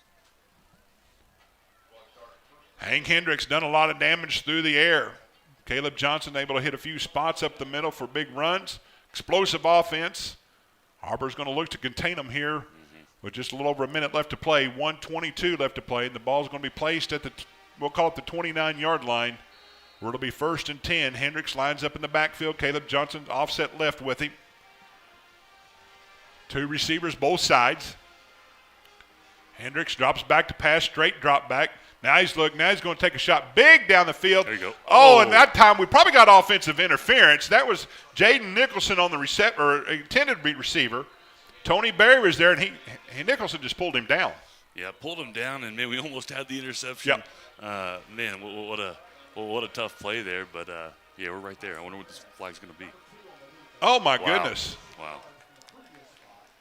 They called defensive pass interference there on Tony Berry. He had good coverage. Nicholson pulled him down. Yeah. Bad break for the Wildcats. My goodness. One job I do not want is be a high school football official. Well, they must play on. And so the ball's going to be brought out to 44. Set up the screen. And sniffed out. And that's Charles Whitlow. They had him stopped right there at the beginning. Wow. Well, great job by him realizing that one, because if he doesn't make that tackle, they had a lot of room to run. Great job sniffing through there. Kayshawn Holder on the stop. Pickup of 1. Great stop by the defense. 2nd down and 9. This time Hendrick rolls out to the right, looking to go downfield some more. And that time it is complete. That's their main receiver, Kenyon Johnson. 5'11", 175 senior. 4.6 speed this young man has. We'll be able to see it on display here tonight. Averages about 95 yards a game. He's picking us apart right now. 1st down and 10 for the Bulldogs. Up on the line of scrimmage in a hurry. Now they're calling out a play. Wildcats show blitz. They're coming right up the middle. This time Hendricks drops back to pass, rolled out to the left. Being chased, got some room, picks up 10, maybe 15, and he's pushed out of bounds. That Sandoval pushed him out of bounds. But it's going to be another 1st down for the Bulldogs. Great coverage in the back. He was just able to scramble outside that middle rush and pick up the 1st down. Well, there's great coverage, and it was a great blitz call there. We just lose contain on the field side defensive end there. He's able to get right around him and gain a pretty big chunk of yards. 1st and 10, 38 seconds left to play. Wildcats look to hold him out of the end zone before halftime. Ball's going to be placed at the 20-yard line. We'll call it the red zone. Har-Ber once again showing blitz, coming up the middle, backs out. Lining up again to all-out blitz. Now they're coming. Throws it over the middle, incomplete. Great coverage by Sandoval there. Looks like it was intended for Whitlow again. And it falls incomplete, 2nd down. Sorry, Coach. No, you called it. Great coverage, man. His timing was just fantastic there. That ball hit that receiver in the hands, and he is there immediately to knock it out. 2nd down and 10, 34 seconds left to play. We'll see if Wildcats decide to blitz play coverage this time. They do drop back. This time Hendricks rolls out to the right. He's trying to find a man. He's getting plenty of time, directing traffic. Now he's being pressured, throws it over the middle. He's got a man. He had it for just a moment of time in the end zone, but falls incomplete. That was Kenyon Johnson again, looks like. Their main receiver was not able to corral it before he stepped out of bounds. Big third down here, Coach, for the Wildcat defense. Yeah, that was close, too. What a scramble drill. That reminds me of Austin and Brandon Allen out there. Yeah. Just, running for their life. And quarterbacks like that and players like what Fayetteville have, they can make huge plays on those scrambles. So lucky break there. Third down 10. Wildcat showing some blitz up the middle. Now back out of it. Fayetteville calling another play. Now they do show. Here they come. Will White up the middle. He throws it downfield. Got a man wide open. And I believe that is Kenyon Johnson again. No, correction. Jaden Nicholson. And that's a completion there for 20 yards for the Bulldog score. Wildcats not able to stop them here before the first half, and they're able to extend their lead 41-14.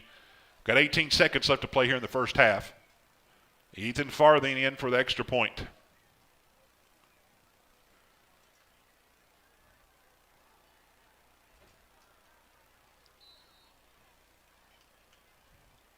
He lines up. Kick is up. And it is good.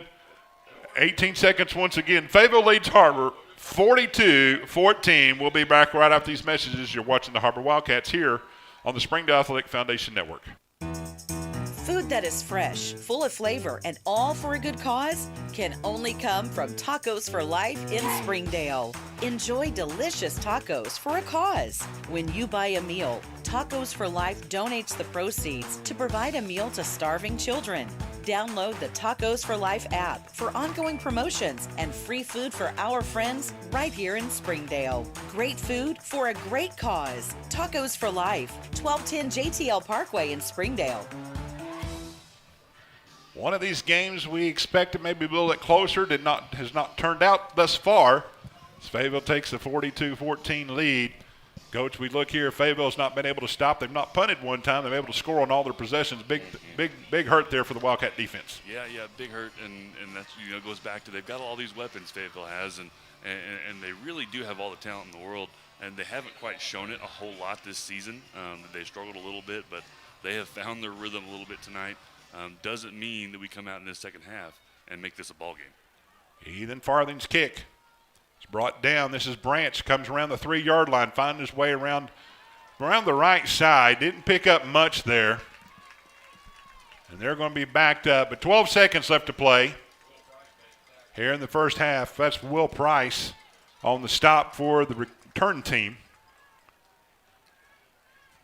As we get ready for halftime, we'll take the time out there to watch halftime festivities. We'll bring it back. We'll discuss some playoff games all around the state, how that actually goes against us, or don't say go against us, but will work with us a little bit going in. So we'll definitely try to play that up a little bit, discuss the ball games, see how that seating is going to work for our team, the Wildcats. And they look like they're setting up for just down the ball. Owens takes it, downs it at the 5. And that'll be the end of the first half. 9 seconds, 8 seconds. So that's going to end the first half. Fayetteville takes a commanding 42-14 lead here at halftime. And we'll be back after halftime festivities, and we'll talk it all over again. You're watching the Har-Ber Wildcats here on the Springdale Athletic Foundation Network. Hello and welcome. My name is Donald Tucker. In an effort to continue to provide for our students and connect families across the country, this year we are taking our efforts to a whole new level. Our commitment to the district's children is unwavering. We believe that athletics plays a vital role in the personal growth, character development, and overall well-being. That's why we need your help today. By partnering with us, you become an integral part of our journey to empower and uplift these young athletes. Visit our website, www.springdaleathleticfoundation.org, where you can find out more information about our organization, our impact, and how you can help support. So I invite you to stand with us, partner with the Springdale Athletic Foundation, and be a part of something truly special. Together, we can make a difference in the lives of our district kids and ensure that Springdale sports continues to set the standards in athletics across the state. Shot on the way, and good!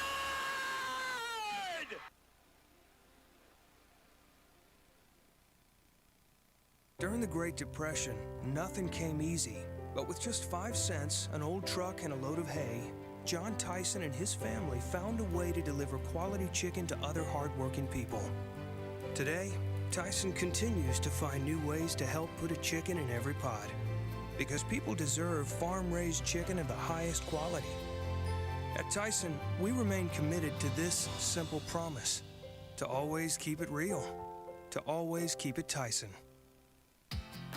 Sometimes a dream car has nothing to do with horsepower or performance. My dream car is the one that gets me to my job every day. The one that lets me help a friend in need. I didn't think I had the credit. My credit score wasn't that good. But Car-Mart believed in me. They believed in me. My dream car? A 2016 Nissan Sentra. What's yours? America's Car-Mart. You keep the dream, and we'll keep you on the road. Thank you for supporting the Fuel and Feet program. I'm Cassie Lloyd, the head volleyball coach at Har-Ber High School, and without your help, this program would not be possible.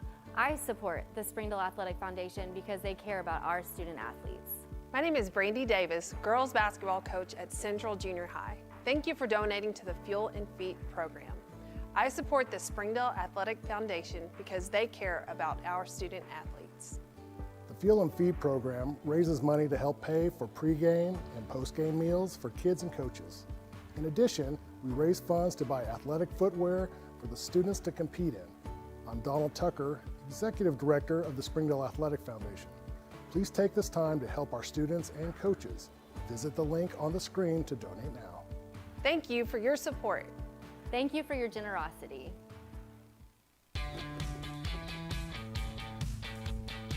Goodbye, guessing. Hello, confidence. So long, stress. Hello, security. Farewell, running to the bank. Hello, banking from anywhere.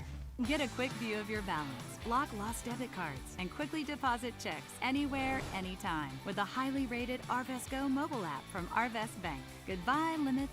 Hello, possibilities.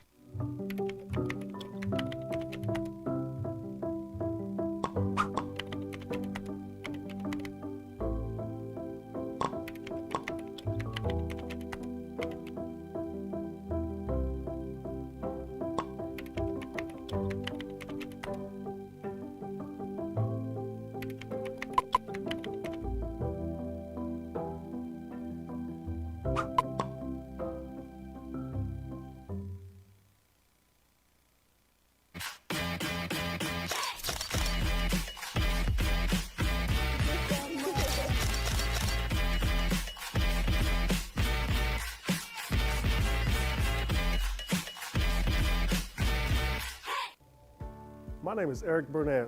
I am the Assistant Athletic Director for the Springdale School District.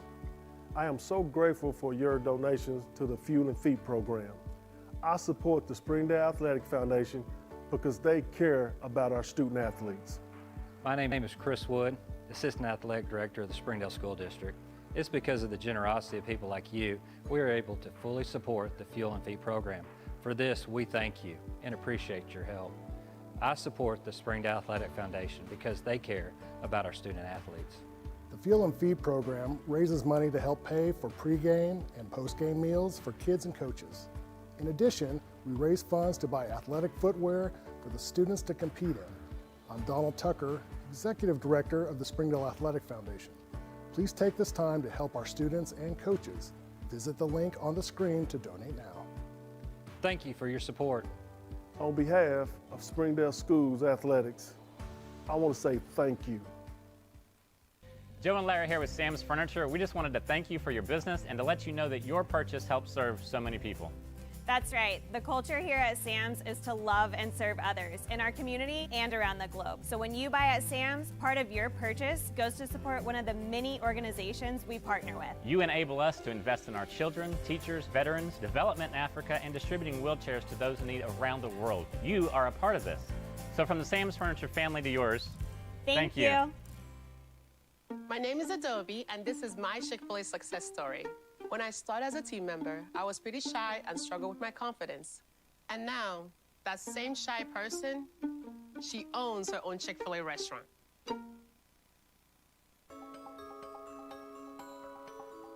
Ozark's Go from Ozark's Electric Cooperative is leading the fiber revolution, connecting the divide with high-speed broadband access to close that gap. From cloud to cloud, post to post, from downtown to way out of town, to connect our customers to a world of blazing speed and access to absolutely everywhere. It's our customers connected. I'm Don Strubing.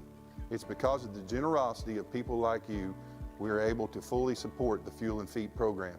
For this, we thank you and appreciate your help. I support Springdale Athletic Foundation because they care about our student athletes. My name is Zach Arns. I'm voice of the Springdale Bulldogs. Thank you for donating to the Fuel and Feed program. I support the Springdale Athletic Foundation because they care about our student athletes. The Fuel and Feed program raises money to help pay for pregame and postgame meals for kids and coaches. In addition, we raise funds to buy athletic footwear for the students to compete in. I'm Donald Tucker, Executive Director of the Springdale Athletic Foundation. Please take this time to help our students and coaches. Visit the link on the screen to donate now. On behalf of Springdale Schools Athletics, I want to say thank you. Thank you for your support.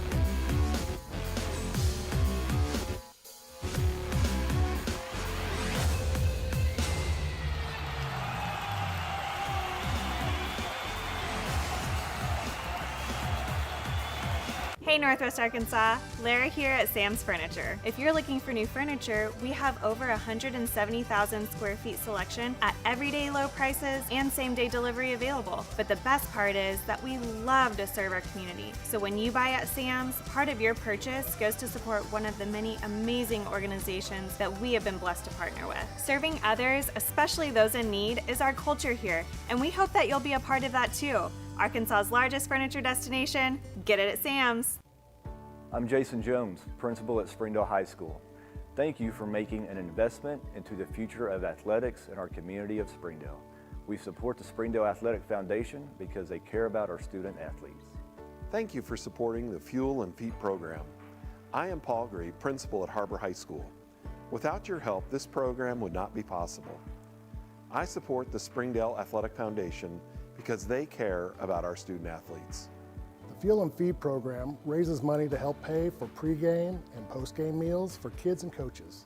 In addition, we raise funds to buy athletic footwear for the students to compete in.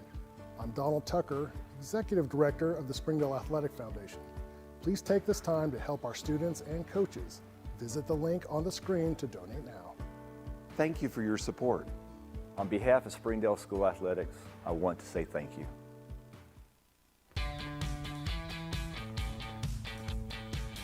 Goodbye, paperwork. Hello, convenience. Farewell, waiting. Hello, personal service. Catch you later, dreaming. Hello, planning. Buy your dream home, connect with a personal banker, and easily schedule an appointment with digital tools from Arvest Bank. Goodbye limits, hello possibilities.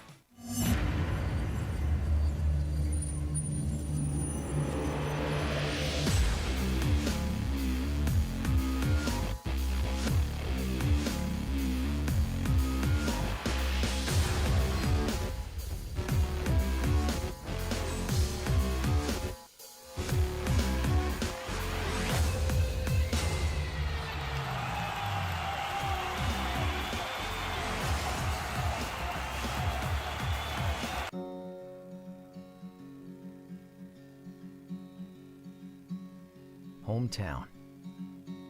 that word still means something here. It means we're neighbors. We do the right thing. We care about your family. And you deserve the very best every time you walk in the front door. Harps, hometown fresh. Thank you for supporting the Fuel and Feet program. I'm Jared Park. Without your help, this program would not be possible. I support the Springdale Athletic Foundation because they care about our student athletes. Hi, my name is Brett Hobbs. I'm the head football coach at Springdale High School. Thank you for making an investment into the future of athletics in our community of Springdale. We support Springdale Athletic Foundation because they care about our student athletes. The Fuel and Feed program raises money to help pay for pregame and postgame meals for kids and coaches. In addition, we raise funds to buy athletic footwear for the students to compete in. I'm Donald Tucker, Executive Director of the Springdale Athletic Foundation. Please take this time to help our students and coaches. Visit the link on the screen to donate now. Thank you for your support. On behalf of Springdale Schools Athletics, I want to say thank you. Accidents are never planned, but no matter how small, every emergency that involves a child is a big deal. It's everything. That's why we're here. Arkansas Children's Northwest offers the only pediatric emergency room in Northwest Arkansas, with fast access, pediatric experts, and kid-sized care. Peace of mind when you need it most. Food that is fresh, full of flavor, and all for a good cause can only come from Tacos for Life in Springdale. Enjoy delicious tacos for a cause. When you buy a meal, Tacos for Life donates the proceeds to provide a meal to starving children. Download the Tacos for Life app for ongoing promotions and free food for our friends right here in Springdale. Great food for a great cause. Tacos for Life, 1210 JTL Parkway in Springdale. Hello and welcome. My name is Donald Tucker. In an effort to continue to provide for our students and connect families across the country, this year we are taking our efforts to a whole new level. Our commitment to the district's children is unwavering. We believe that athletics plays a vital role in the personal growth, character development, and overall well-being. That's why we need your help today. By partnering with us, you become an integral part of our journey to empower and uplift these young athletes. Visit our website, www.springdaleathleticfoundation.org, where you can find out more information about our organization, our impact, and how you can help support. So I invite you to stand with us, partner with the Springdale Athletic Foundation, and be a part of something truly special. Together, we can make a difference in the lives of our district kids and ensure that Springdale sports continues to set the standards in athletics across the state. Shot on the way, and good!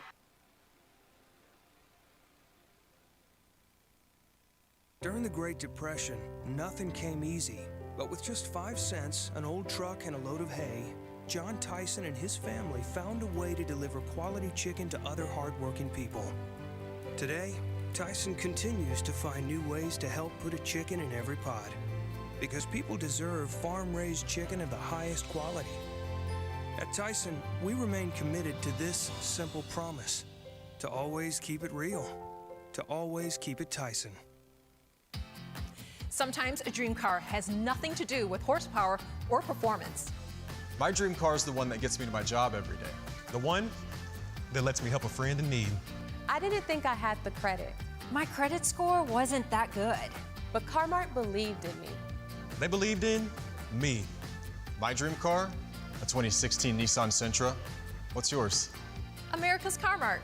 You keep the dream, and we'll keep you on the road. Thank you for supporting the Fuel and Feet program. I'm Cassie Lloyd, the head volleyball coach at Har-Ber High School, and without your help, this program would not be possible. I support the Springdale Athletic Foundation because they care about our student athletes. My name is Brandy Davis, girls basketball coach at Central Junior High. Thank you for donating to the Fuel and Feet program. I support the Springdale Athletic Foundation because they care about our student athletes.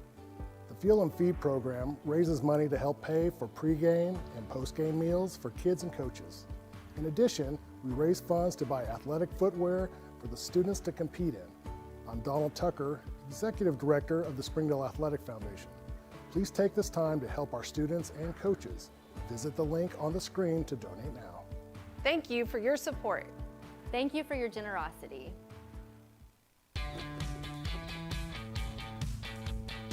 Goodbye, guessing. Hello, confidence. So long, stress. Hello, security. Farewell, running to the bank. Hello, banking from anywhere.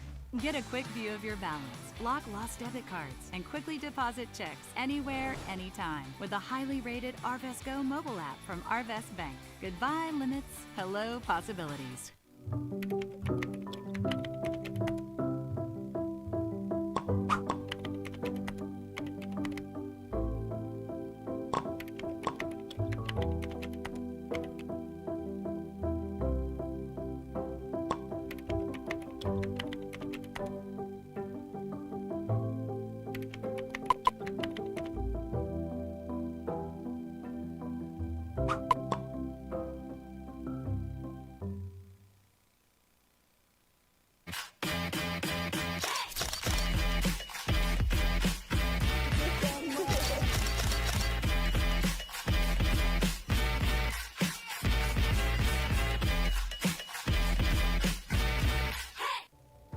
My name is Eric Burnett.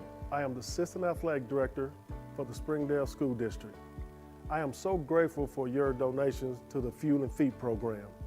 I support the Springdale Athletic Foundation because they care about our student athletes. My name is Chris Wood, Assistant Athletic Director of the Springdale School District. It's because of the generosity of people like you, we are able to fully support the Fuel and Feed program. For this, we thank you and appreciate your help. I support the Springdale Athletic Foundation because they care about our student athletes. The Fuel and Feed program raises money to help pay for pregame and postgame meals for kids and coaches. In addition, we raise funds to buy athletic footwear for the students to compete in. I'm Donald Tucker, Executive Director of the Springdale Athletic Foundation. Please take this time to help our students and coaches. Visit the link on the screen to donate now. Thank you for your support. On behalf of Springdale Schools Athletics, I want to say thank you. Joe and Larry here with Sam's Furniture. We just wanted to thank you for your business and to let you know that your purchase helps serve so many people. That's right. The culture here at Sam's is to love and serve others in our community and around the globe. So when you buy at Sam's, part of your purchase goes to support one of the many organizations we partner with. You enable us to invest in our children, teachers, veterans, development in Africa, and distributing wheelchairs to those in need around the world. You are a part of this. So from the Sam's Furniture family to yours, thank you. My name is Adobe, and this is my Chick-fil-A success story. When I started as a team member, I was pretty shy and struggled with my confidence. And now, that same shy person, she owns her own Chick-fil-A restaurant.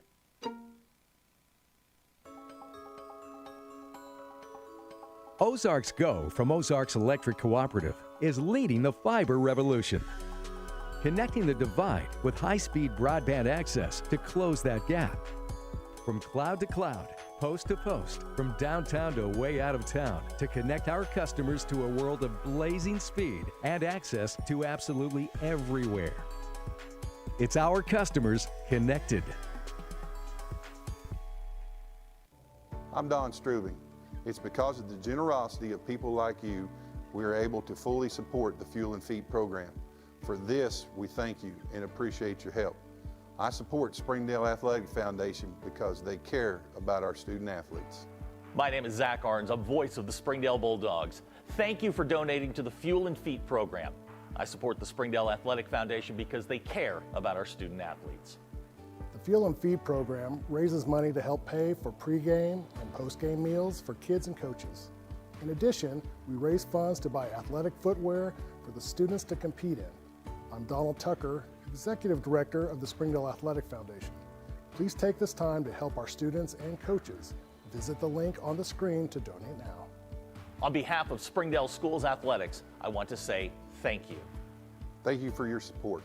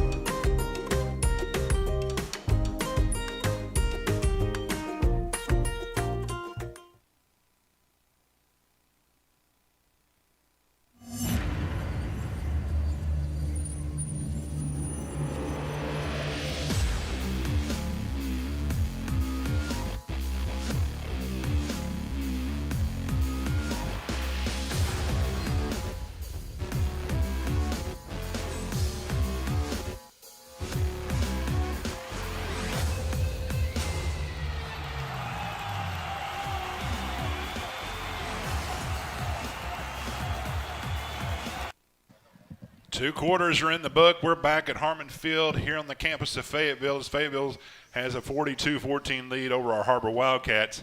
The band's been out here for a little while, and they've exceeded their time, so we will see if they're going to get flagged for a penalty to start the second half. Har-Ber will receive the opening kickoff, and so we'll see how this plays out here in just a moment. But this is senior night for a lot of these kids, and they're introducing some of these, but they've had a great performance here at halftime. But the teams are back on the field ready to warm up a little bit, and they can't do anything until the band gets off the field. But, Coach, as we look here at the first half, you know, Har-Ber had a couple of good drives and maybe stalled out a little bit, but the one good drive was the flea flicker that Owens had over to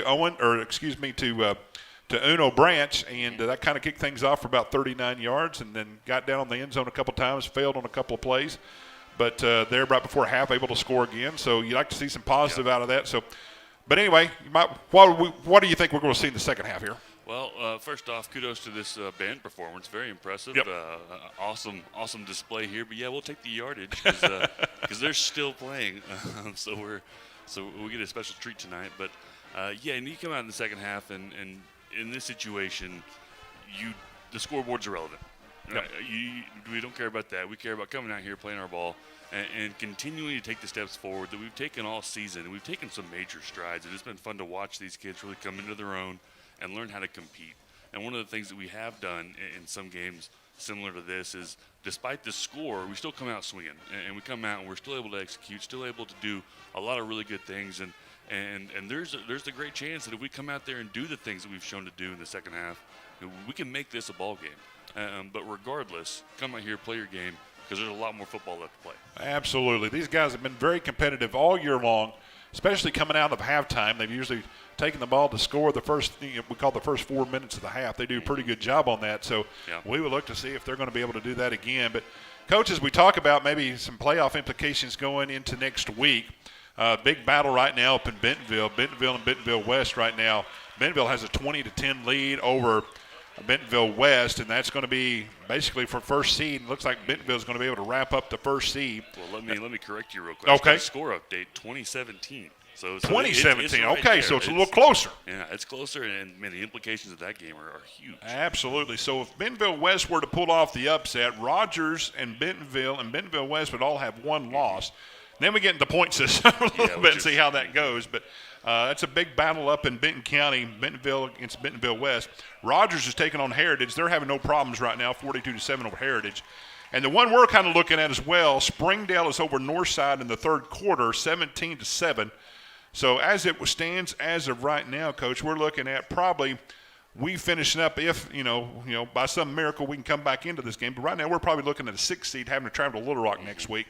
So, but like I said, we still have a lot of football left to play, but playoff implications on the line. Yeah, and everyone around the state's having this exact same conversation. The point system, the coaches, well, if I got to beat this team by 3, I got to do this. It's easier to just go out there and win the ball Absolutely. Games. But, yeah, you're right. The point system could get tricky with some of the scores that you just mentioned. Absolutely. We'll keep you up to date as we go through the rest of the game. And right now our score 42-14. The other big game over in Central Arkansas, Bryan and Conway. These two, they're 1-2 in their conferences, and this is a big battle down in Central Arkansas. We'll see how that plays out. But both of those teams will probably receive a first-round bye going into the playoffs. So Little Rock Christian will be the 3rd seed, in whom we will probably have to travel to next week to take on the Warriors. Pulaski Academy, as it sits right now, would probably have to come to Fayetteville, or excuse me, I take that back. Springdale would have to travel to Pulaski Academy.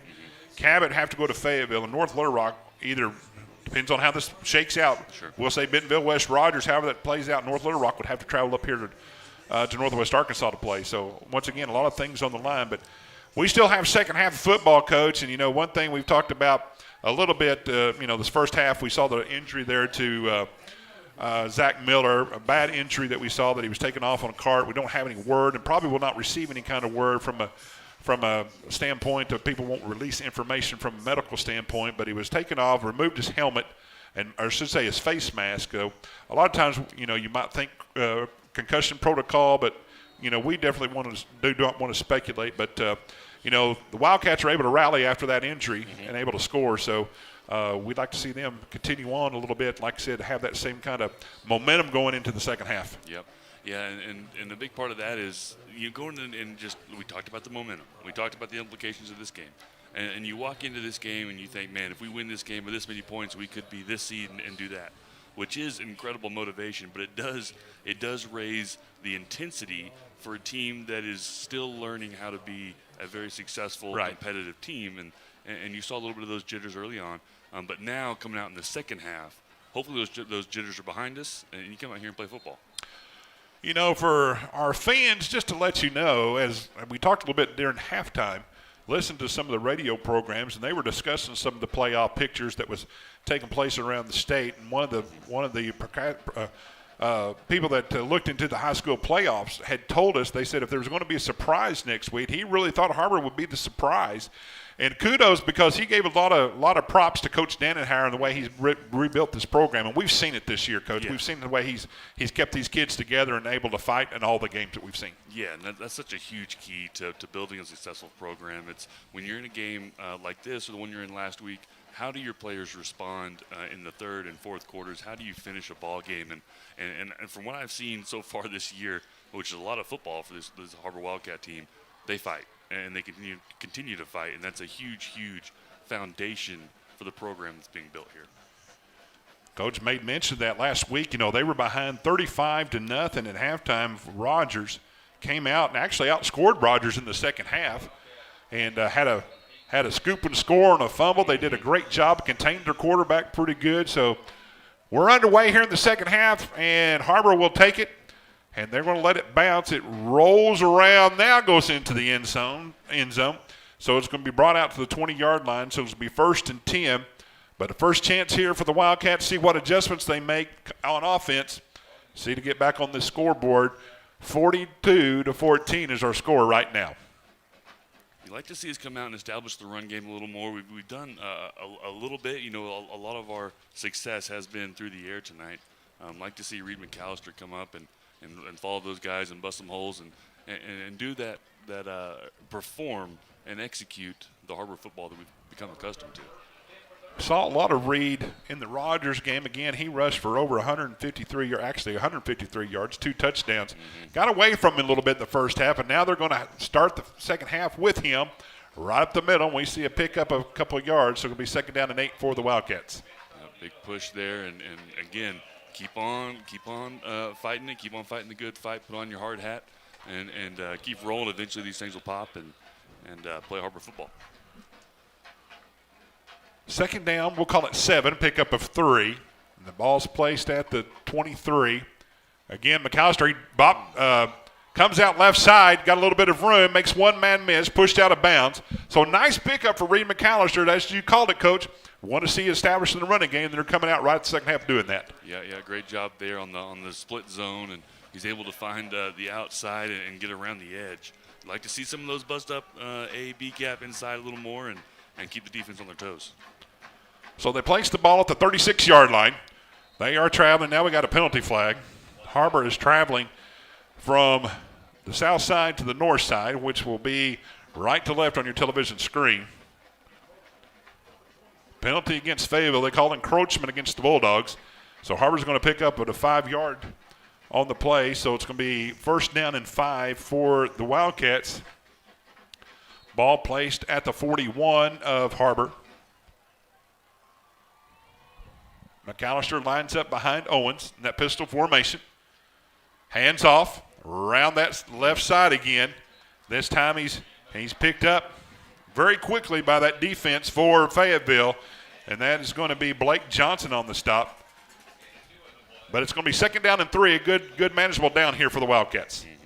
Now sometimes when you bust those big runs on the edge on those split zones, your running back likes to he feels the success and tries to hit it again. Still need to try and force that thing up the middle. They're coming out, establishing run. Now they're going to roll out to the right, and he's got a little bit of room. That's going to be caught by Tyson Wright just over the outstretched arms of their defender there.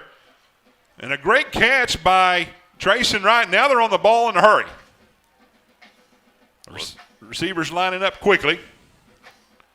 Handoff McAllister around left side, gets tripped up in the backfield a little bit. That's William Price in the backfield, stops him. Yeah, he had room there to be able to catch his feet. He might have gone a little ways. Correction, that's Jack Tidwell on the stop. Nope.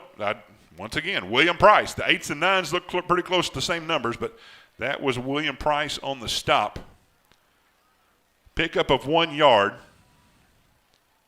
2nd down 9. Owens drops back to pass. Now he's being flushed out to the right, gets away from run, still looking downfield. He's going to take a shot down the field. There's too many men back there, and it's going to be intercepted. That's great coverage in the back there by Fayetteville, and they're able to pick the ball off. That looks like Blake Johnson on the interception. Maybe kind of a bad decision there, Coach, throwing in double coverage, but turnover for the Bulldogs. And you can see what he saw there. There was some space, but if you're going to make that throw, you got to make it to where your receiver is the only one who's going to catch it and make sure it is behind him. And just a little underthrown, and like you said, there's a couple Purple Dogs there to catch it. Great drive stalled out by the turnover. 10-10 left to play in the third quarter. Fayetteville's backed up now to their own 11-yard line where it'll be 1st and 10. And now their offense comes back on the field. This is Hank Hendricks. Caleb Johnson lined up against him. He comes around right side, and the defense there able to stop him pretty quickly. That's a great response there. Jackson Hammondtree able to stop him for a short gain, actually call a loss of 1. 2nd down and 11. Yeah, great penetration there on the left side of the defense. Really looked like the whole defense was in the backfield. Awesome job. So 2nd down. Hendricks drops it back to pass over the middle. He's got a man out here at the corner. Once again, that's Kenyon Johnson. Got plenty of room. They're finding spots in that zone there, and he's out about the 30-yard line, 1st and 10. Yeah, finding spots in the zone. Got to tighten that up a little bit because we have guys there in the area. We're just a little loose. Hank Hendricks has been able to pick us apart for the most part in the passing game. Har-Ber looking to slow them down. 9:38 left to play in the third quarter. Hendricks drops back to pass once again. Wow. That time is intended for Johnson. He falls incomplete. He had it there for just a moment. Falls through his finger, but rings up 2nd down. Yeah, he had it and he had room. That was a big break. Fayetteville able to find a lot of these one-on-one coverages. Able to exploit Har-Ber's defense a little bit. Looking to keep them corralled here on 2nd down and 10. Makes it tough to cover some of these athletes. Very fast guys. Har-Ber showing blitz on the line of scrimmage. Ball's placed at the 30-yard line. Hendricks calls out the snaps in the backfield by himself. Throws off his back foot. It's got a little bit of a throw. That time it falls incomplete. Intended for Kenyon Johnson. Grayson Daspit there in coverage along the way, but maybe a little mix-up in the coverages right there, or I should say the route a little bit. Falls incomplete. Big 3rd down. Yeah, he saw a matchup he liked and just tossed it up in the air, but I don't think they're on the same page.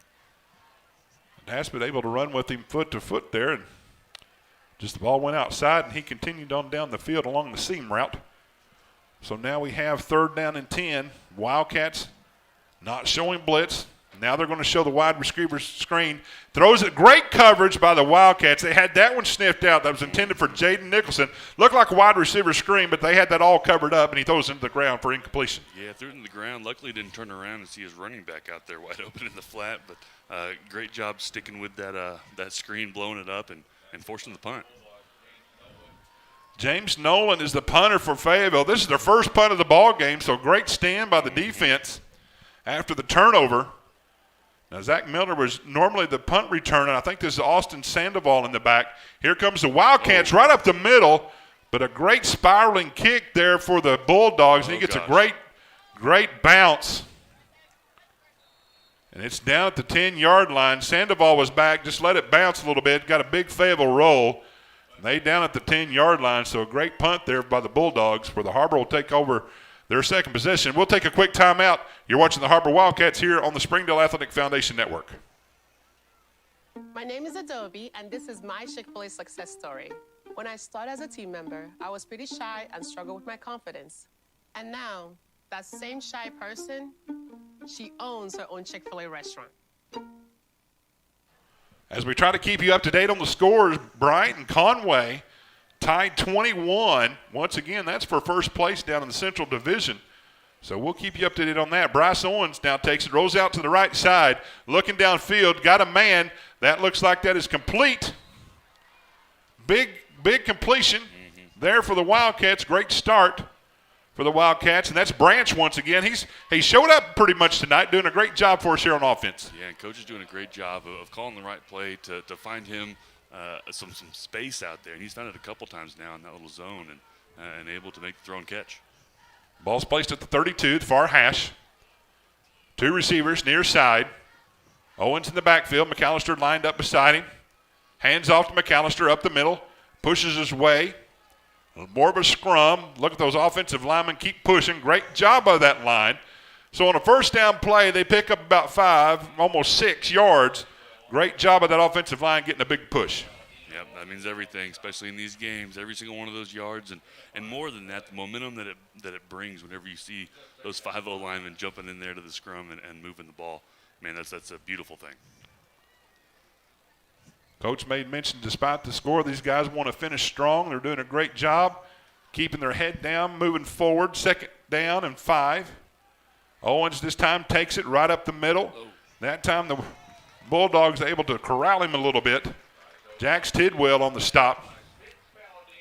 Also Spence Palladino. So it's going to be a loss of a couple yards. Now it's going to bring up 3rd down. We'll actually call it no gain on the play. 3rd down and 5 for this Wildcat offense. 3rd down and 5. That play was a little slow developing. Look, he had a chance there on the edge, and there was some leakage right there before he made the corner. Split receivers. Ball's placed in the middle of the field. Hand off to McAllister. He bounces out right side behind a few people, runs over the defense, and now he's able to pick up the first down. Great run by Reed McAllister out right side.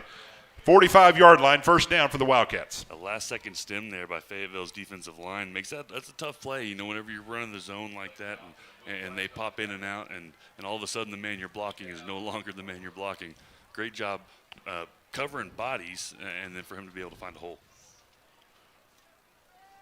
Har-Ber trying to take this ball into the end zone on their second possession here in the half. Again, handoff, McAllister around left tackle this time. He stood up, still moving forward, able to push some people. What a great run there, keeps his balance. And a great run there by Reed McAllister. Stopped there by William Price, again, the host of Bulldogs. A host of Bulldogs and a host of Wildcats on the push there at the end. Again, that you just can't say enough about what that means. Absolutely. To the score, but also to the morale of the team. Pick up a 5, 2nd down and 5. Ball's placed right at midfield, right along that Bulldog teeth. This time handoff again, McAllister. This time he swarm under, maybe a pickup of 1. Not much on that play. That's Jax Tidwell on the stop. So brings up 3rd down. Call it 4 on the play.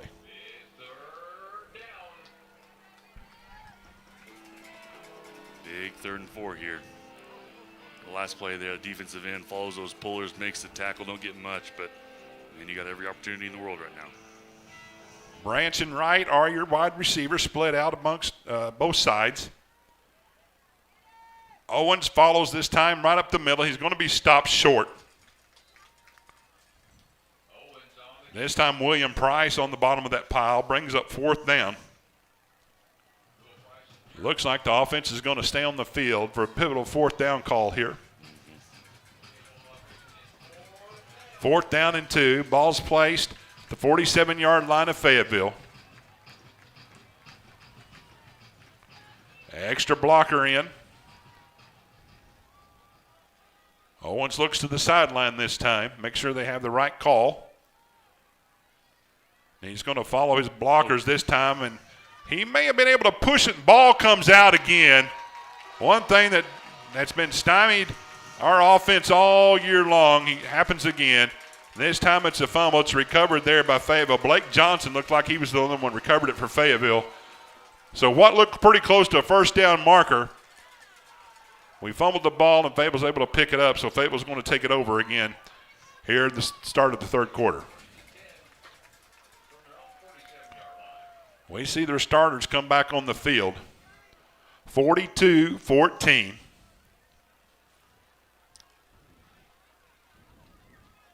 Har-Ber able to stop them on their last series, make them punt.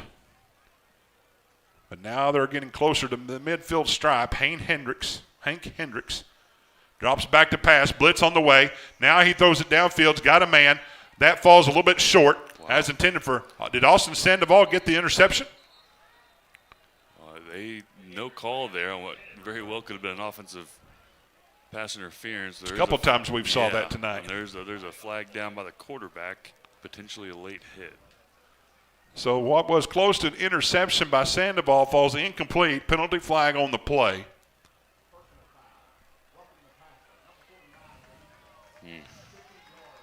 Will White gets called for roughing the passer. He looked like he was the blitzer.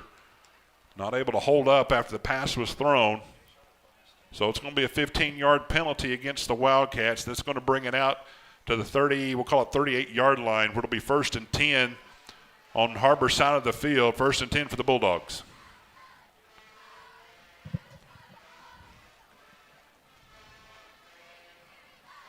Hendricks drops it back to pass. He's looked to the right side, got a man. That time that was intended for Contavian Taylor.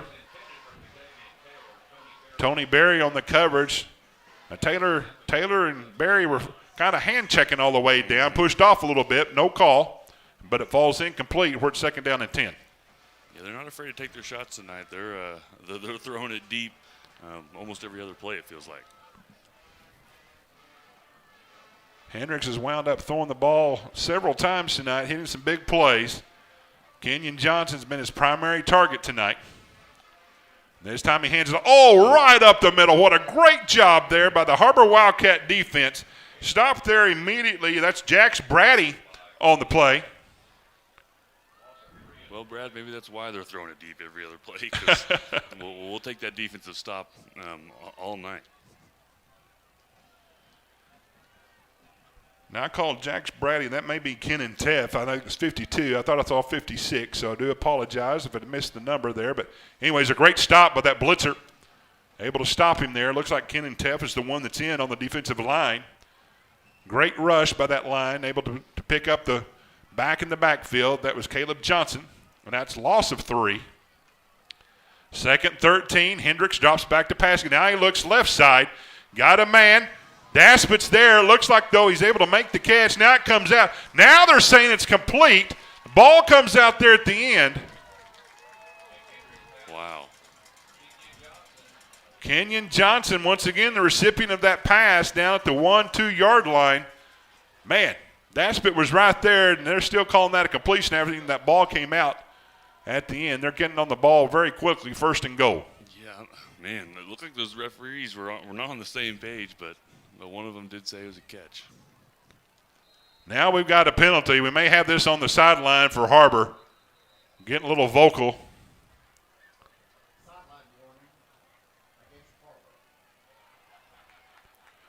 So there's a sideline warning against the Wildcats. No doubt the coaches are letting them hear it. Because once again, it looked like a great defensive play by Daspit there on Johnson. But now they're going to hand off to the running back, Johnson. He comes around right side for the touchdown for 2 yards out. So that's going to be a touchdown for Fayetteville.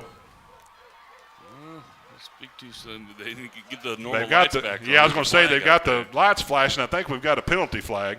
There it is. So the touchdown is taken off the board, and we've got holding against Fayetteville, so they're going to back them up 10 yards. We're to be first and goal at the 12. Good break there for the Wildcats. Keep them out of the score. Keep them out of the end zone, I should say. 4:05 left to play here in the 3rd quarter.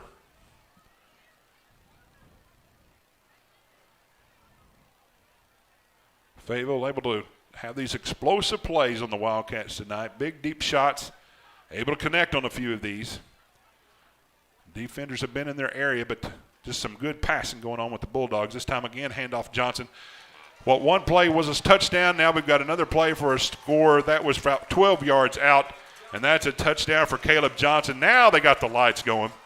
So now it brings it up to 48-14, and we're an extra point away for the sportsmanship rule here for this ball game. Ethan Farthing in for the extra point for the Bulldogs. Fayetteville just picked a good night, Coach, just to put it all together, it seems like, tonight. Yeah. It took them 10 weeks, but here it is, and they've done some things on this football field that are pretty impressive. And that is extra, one of them. Yep, extra points blocked. Great job by the Wildcat special team being able to block that extra point. So it does not keep it keeps the clock in check for the meantime. 48-14, and we'll take a quick timeout. We'll be back right after these messages. You're watching the Har-Ber Wildcats here on the Springdale Athletic Foundation Network. Hey Northwest Arkansas, Lara here at Sam's Furniture. If you're looking for new furniture, we have over 170,000 square feet selection at everyday low prices and same-day delivery available. But the best part is that we love to serve our community. So when you buy at Sam's, part of your purchase goes to support one of the many amazing organizations that we have been blessed to partner with. Serving others, especially those in need, is our culture here, and we hope that you'll be a part of that too. Arkansas's largest furniture destination, get it at Sam's. We are back here at Harmon Field. Fayetteville just took the ball down and scored their last touchdown, 48-14. The extra point was blocked. Farthing's lined up for the kickoff. It's teed up. Back deep once again, Austin Sandoval, Branch for the Wildcats. And Farthing boots it away. This time Branch is going to take it around the 9-yard line. He comes up the field, got a little bit of steam, a little bit of move, and he's brought out around the 31-yard line. Great return there by Branch. Now we'll see what this Wildcat offense can do. We talk about a lot of times playing for pride. This is where it comes into play. Playing for pride, doing your job, executing for the next go-around. No, and that's the key. And that's the key. No matter what the score is, that really is the name of the game. And go out there and execute your 111th and every chance that you get. And we've still got a lot of football left to play tonight to continue to prep for what it really is a new season starting tomorrow. Yes. Wildcats come up on offense. Ball's placed at the 31. We've got 3:45 left to play here in the third quarter, I should say. Handoff McAllister.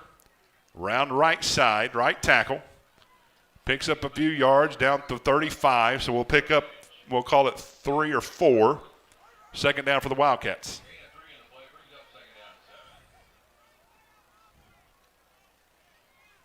One thing, like you said, we've talked about on this, Coach, is they don't give up. They keep fighting. What you like to see in these kind of games. Oh, yeah, you can win with those down the road with a team that fights. And we talk about doing your 111th, and if you can do it with a physicality that we've shown we can do, you got a shot. Pass intended there for Wright. Hits him in the hand, falls incomplete. We do have a penalty flag down in the backfield. We'll see what the call is going to be here. They're looking at the Fayetteville sideline, whether they're going to accept or decline this, looks like. Probably some kind of hold, especially on a sprint out or a rollout. Sometimes those linemen do not let go.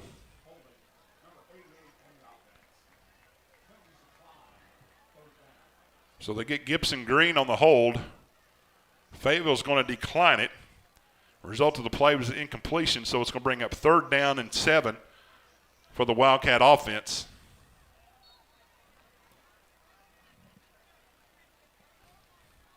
Two receivers to the near side. That's right. Noah Stevenson checked in. Branch on the far side. Roll out to that right side. He's going to take a shot down to Branch. He is open. He's got a man. He's there, and he's got the completion. What a great pass play there by Bryce Owens to Branch. Pick up the 1st down. The ball's placed at the 30-yard line. Here comes the tempo. Tempo comes up for the Wildcats. He's going to look. Now they call a timeout. Fayetteville calls a quick timeout. Not sure. Well, it comes down once again to what the refs say. So it is a timeout they're calling it. So we'll take it with them. Har-Ber on the move. 48-14 is your score. We'll be back right after these messages on the Har-Ber Wildcat Sports Network. Goodbye, paperwork. Hello, convenience. Farewell, waiting. Hello, personal service. Catch you later, dreaming. Hello, planning. Buy your dream home, connect with a personal banker, and easily schedule an appointment with digital tools from Arvest Bank. Goodbye limits, hello possibilities. 3 minutes left to play here in the third quarter. Fayetteville able to take the possession, able to score here in the third quarter to make it 48-14. Extra point was blocked, so it keeps them at 34-point lead right now. Har-Ber on the move. Ball's placed at the 30-yard line of Fayetteville. Fakes the handoff. Now he rolls back, setting up that screen. Oh, that time it's set up, and it looks like it is incomplete. Kind of set up for that roll back. Reed McAllister was the intended receiver. We have a penalty flag down. I love the play design. I think we're going to get a hold there.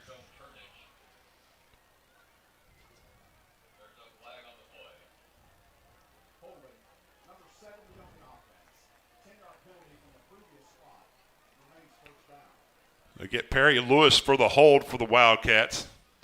Kind of great play design. Just Owens didn't have enough time to get his feet under him to throw it down there after McAllister. It looked like it was set up pretty good. Yeah, it looked like it was. It looked like everybody on the field was running to the left, and pretty decent coverage there by Fayetteville, but you love to see the throwback. Set him up for that little wheel route. Falls incomplete. First down and 20.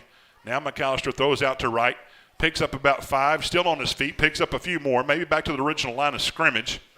We'll see where they pushed him out of bounds. Blake Johnson on the stop. He said he stepped out way back, so we're about to pick up a 5 yards on the play. So second down and 15, not as much as what we originally thought. We got trips down here to the near side. Ball's placed on the far hash. McAllister in motion. Owens in the backfield by himself. Throws over the middle. Oh, had Noah Stevenson wide open on that seam route. Ball's just incomplete.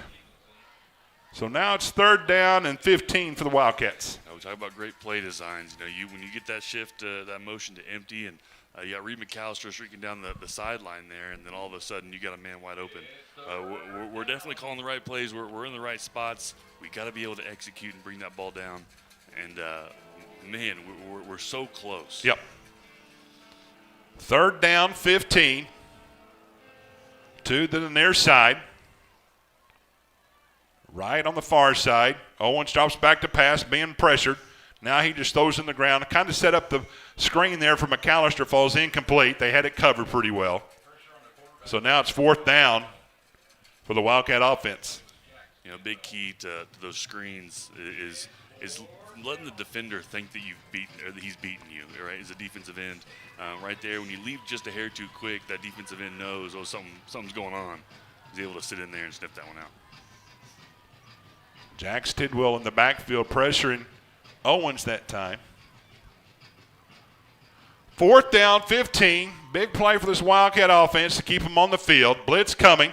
Owens drops back to pass. Throws over to right. Makes a man miss. Pulls it upfield. Helmet comes off, and he does have a first down. Now there's a little bit of jawing going. Now they got to control themselves a little bit. There's a big hit on Tyson Wright. Helmet comes off, but he's going to pick up the first down. Not sure if I see any flags at the meantime, but Tyson Wright will have to come out of the game. And they're marching at first down. No penalty flags. A little bit of pushing and shoving afterwards. Yeah, it's a scary sight. See a receiver there being wrapped up by several defenders, and his helmet comes off. Gosh. Cowboy fans remember Jason Witten very well going down the field against the Eagles that time, and that's the first thing I thought of. Someone's going to hit him in the head, but they usually call that play dead anymore. So, but he did pick up the first down. It's inside the red zone at the 19. So first and 10 for the Wildcats. Great pickup there on a big fourth down play. This time Owens keeps it, comes up the middle. He stopped there at the 10-yard line. Close to the first down, line of gain. We'll see where they mark it. Looks like they're going to keep him just a little bit short. But a great pickup there on first down. Great pickup, and that's the right read by Bryce to pull that ball and keep it himself, and man, he had all the room in the world and took a pretty big hit there down on the 10-yard line. 150, 148 left to play here in the third quarter. Wildcats on the move.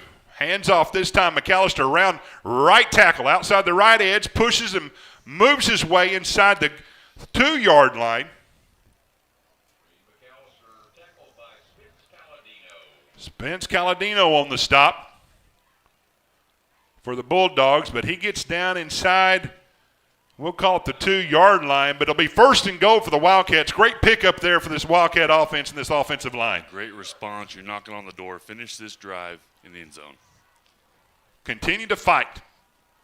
This time Owens hangs onto the ball right around right side. Touchdown, Har-Ber Wildcats. 2 yards out, Bryce Owens on the Wildcat score. Great patience there by the quarterback. He pulls the ball. He's holding it. He's waiting for that play to develop. Sees the seam on the outside, finds the edge, and finds the purple turf. Great response by this Wildcat offense. Down 49-14, able to score. Makes the score 48-20 now. This extra point coming up by Bordy Roland Reynolds. 1:10 left to play in the third quarter. Snaps back, holds down, kick is up, and it is good. 1:10 left to play here in the third quarter. We'll take a quick timeout. Fayetteville leads Har-Ber 48-21. We'll be back after these messages. You're watching the Har-Ber Wildcats on the Springdale Athletic Foundation Network.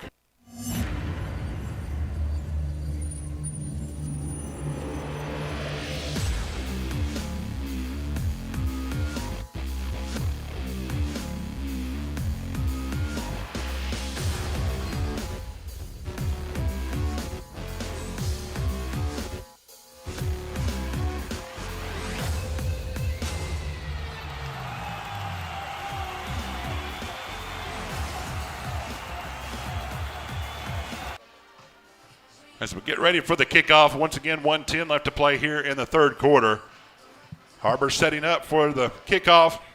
Coach, one thing we can talk about maybe going forward, we talked a little bit about this, keeping positive attitude and keeping the team in a good frame of mind, but also what's going to happen in the next few years. A lot of positivity going on with the Coach Dandenhauer, bringing these kids up.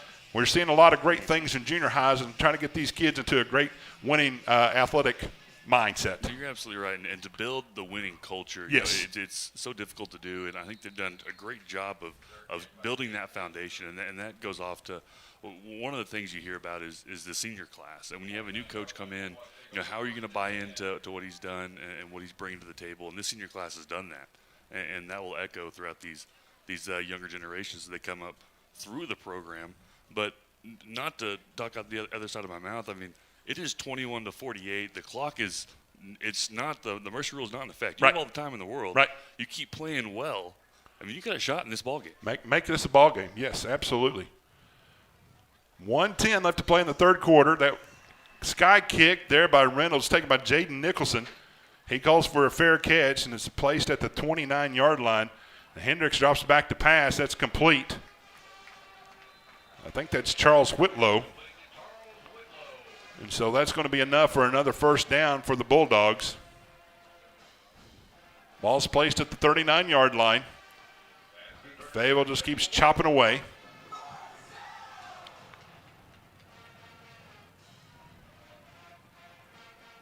First and 10.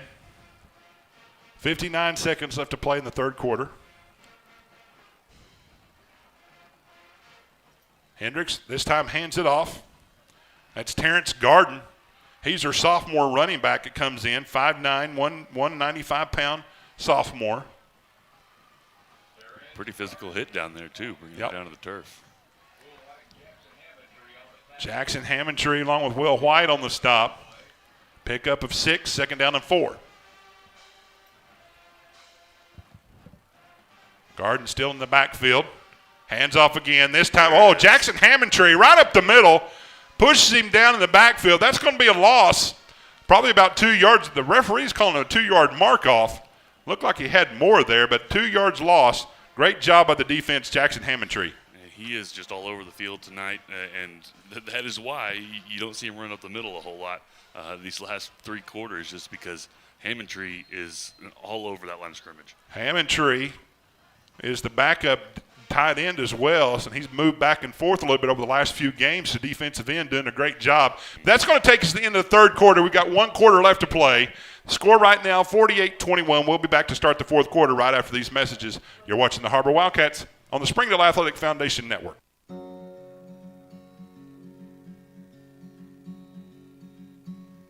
Hometown.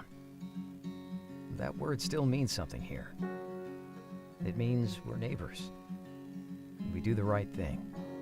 We care about your family. And you deserve the very best every time you walk in the front door. Harps. Hometown fresh. 3 quarters in the book.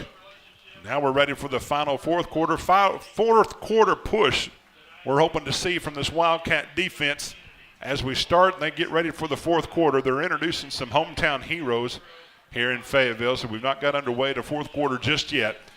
But as they get ready to go back on the field, it's going to be a big 3rd down and 7 as the Har-Ber Wildcat defense there with Jackson Hammondtree stops him on that 2nd down play, backs him up. So big 3rd down here, Coach, for the Wildcat defense. Huge 3rd down. And like we said earlier, I mean, you're right there in this ball game. You're doing some really good things all across the field. And give us one more play, defense. Let the offense come out and continue to capitalize. Coach is giving them some encouraging words. We'll see how they respond. 3rd down, Hank Hendricks in the backfield. That's along with Terrence Garden. He throws it over the middle, and that's complete to Whitlow. And just like that, they're able to pick up the 1st down. Austin Sandoval there on the coverage. Yeah, I mean, he's right there on him, just a hair behind him, and yeah, that's a big 3rd down for the Purple Dogs. Looked like a little post pattern they ran, able to pick up the 1st down. Ball's placed at the 39-yard line. 11:45 left to play. Handoff this time to Garden. He's sandwiched there. That is Lucas Cahill on the stop. And he has no gain on the play. Looked like he was going to get around the edge. A great job by Lucas Cahill wrapping him up. Yeah, that's that little gap scheme there, pulling your backside guard and tackle, and you never want that play to bounce outside. That needs to hit in the A-gap, and whenever it does bounce around, it's a good job by the Har-Ber defense. 2nd down 10. Maybe 11 we'll call it.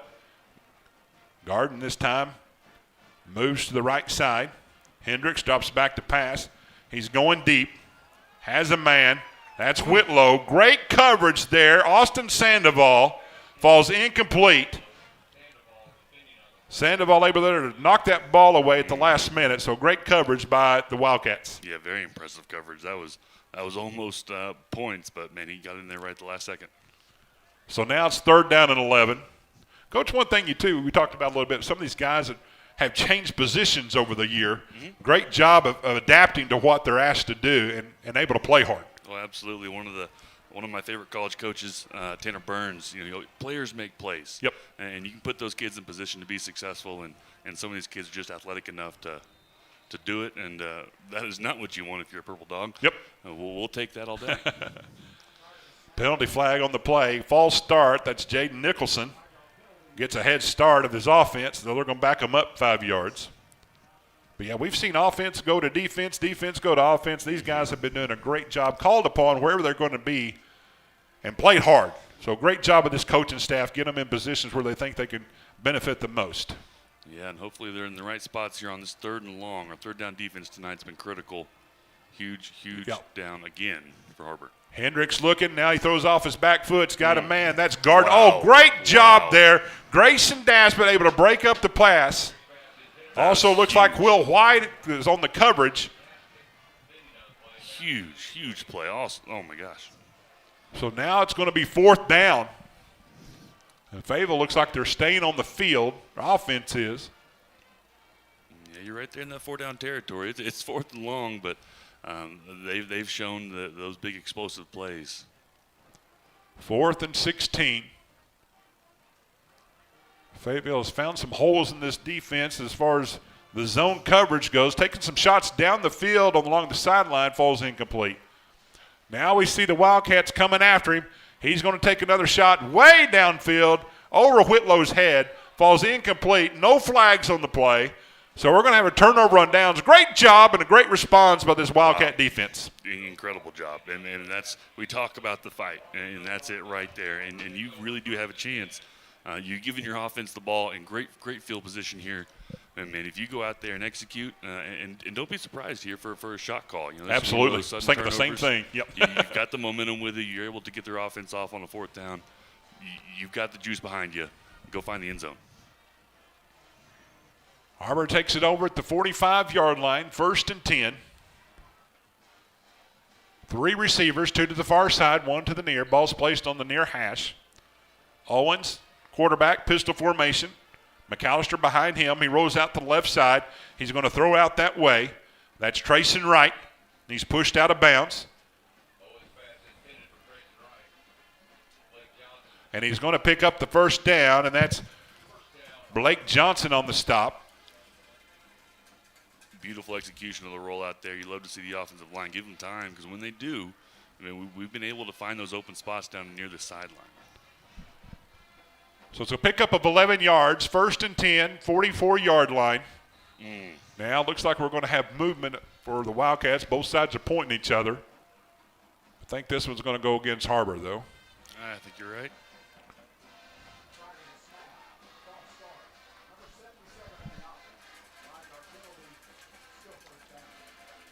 Well, that's Hudson Mayhew. That's our big left tackle getting an early start, early movement.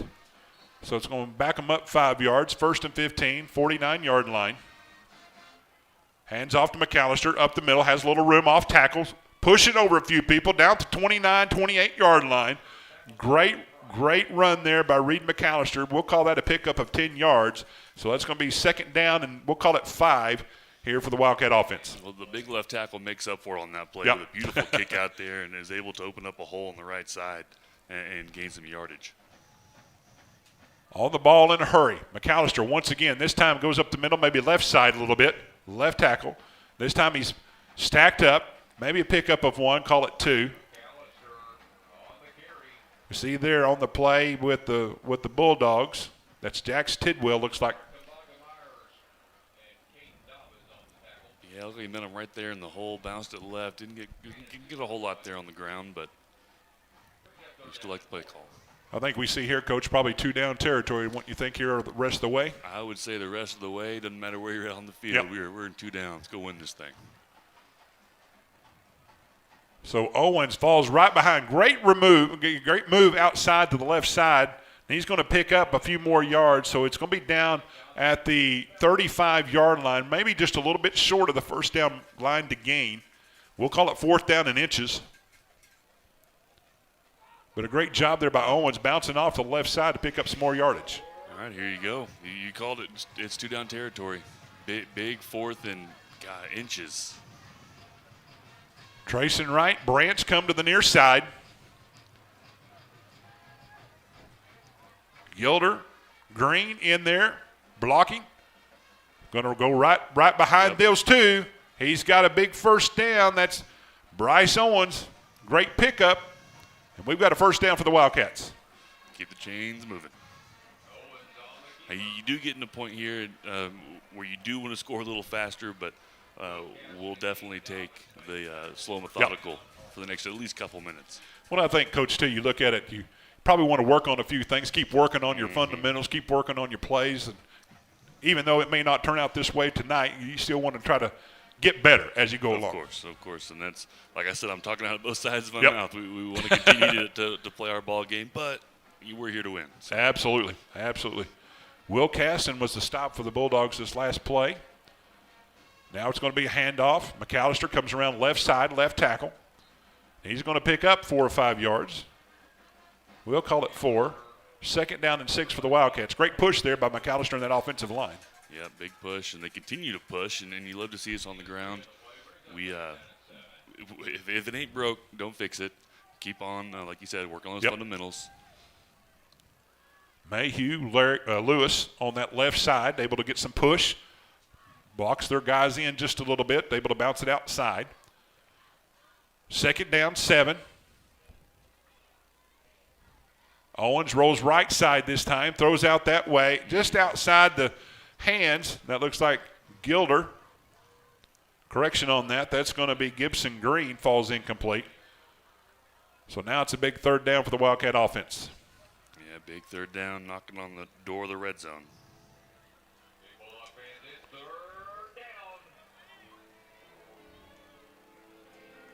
Third down, 7 yards to go. Ball's placed at the 27. Fakes the handoff. Now he's got him on that little wheel route. That's McAllister. And he looks like, there we go. I was going to say, it looked like he grabbed him by the face mask. Gosh. And that was pretty harsh pull there. That is one of the hardest to watch face masks I might have ever seen. Goodness.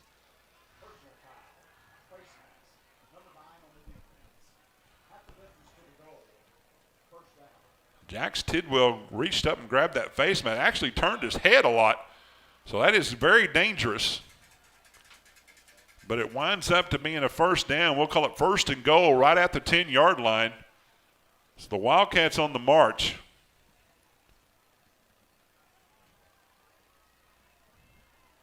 Now I see Hammondtree in there on the offense. He's playing both ways. Owens kind of does a pirouette outside, throws it down the field, hit immediately in the middle of the field. That looks like Hammondtree. Great catch. Great catch. Gibson right Green, in traffic.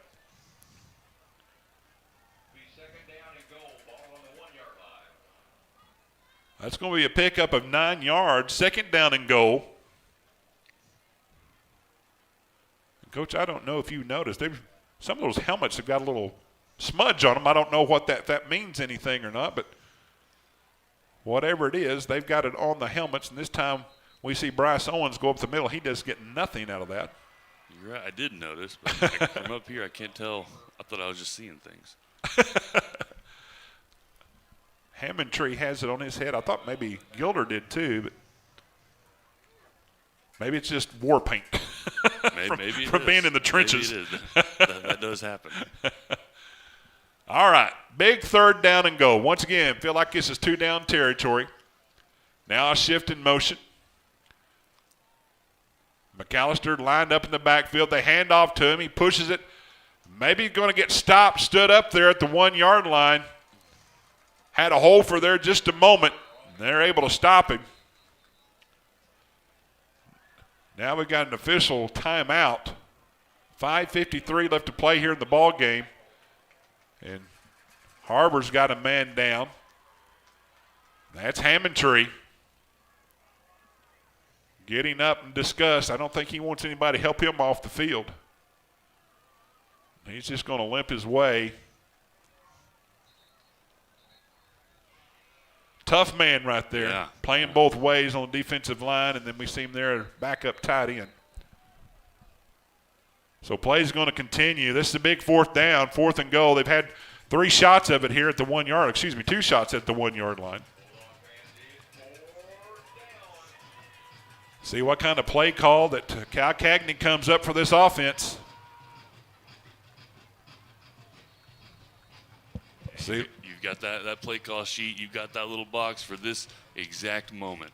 Trips to the near side. Owens going to walk it right in. 1-yard touchdown. Touchdown Wildcats. What a great response here by the Wildcat offense. Mm-hmm. Yep, he dialed it up, and like you said, he walked into the end zone untouched. Call that a Belushi. Nice. Kind of overloaded that right side, and then he walks in on the left side, left tackle. Great job there. McAllister led the way. He's able to pick it up on 1 yard. So they get the score a little bit closer, 48-27. Extra point coming. This is what you like to see again, this fight and this offense, keeping it going. Again, you talk about building a winning culture. And you come out and you continue to execute. You find the end zone, and these kids are playing hard. Extra point is going to be blocked by Fayetteville. Reynolds' extra point is no good. So we've seen a block extra point on both sides tonight, but Fayetteville still leads 48-27. We got 5:40 left to play in the ball game. We'll take a quick timeout. We'll be back right after these messages. You're watching the Har-Ber Wildcats on the Springdale Athletic Foundation Network. Accidents are never planned, but no matter how small, every emergency that involves a child is a big deal. It's everything. That's why we're here. Arkansas Children's Northwest offers the only pediatric emergency room in Northwest Arkansas with fast access, pediatric experts, and kid-sized care. Peace of mind when you need it most. Har-Ber looks like they're set up for an onside kick. You can't really blame them here, trying to get every extra possession you can. Work on this a little bit. Well, we've seen pretty good execution a couple times this year with this onside. Reynolds has it set up. Now he's going to boot it. It takes a big bounce. Fayetteville's able to pick it up right there, though. Kind of got the hop that he wanted, just a little too farther down the field, maybe you expected. Yeah, you're right, though. That huge bounce is what you're looking for, but yeah, just a couple yards too deep. So Fayetteville's going to be able to pick it up here at the, we'll call it the 43-yard line. 5:40 left to play in the ball game. As we're looking around these scores again, saw Bentonville had jumped out to a big lead on Bentonville West. We'll get that score here in just a moment as we get a refresh. But battle for first place, second place, third place. All the places are in line here for the last week of the 7A West contest. As we look at the score once again, Bentonville's up 48-31 in the fourth quarter. So it looks like Bentonville's going to retain the 1 seed. Rogers should be the 2. Bentonville West will be the 3rd seed as it lines up as of right now. Springdale has won their ball game 31-7. So as of right now, if things play out as they started the night, Fayetteville will be the 4th seed, Springdale will be the 5th seed, and we will be the 6th seed and be traveling to Little Rock to take on our first playoff game. But we've got 5:40 left to play. Starters still in for Fayetteville. That is completion to Whitlow. And that's going to be a pickup, a little short wide receiver screen there, about 5 yards, 4 yards. We'll call it 2nd and 6. Terrence Garden, their sophomore running back, still in place of Caleb Johnson, who's had a big night tonight running the ball.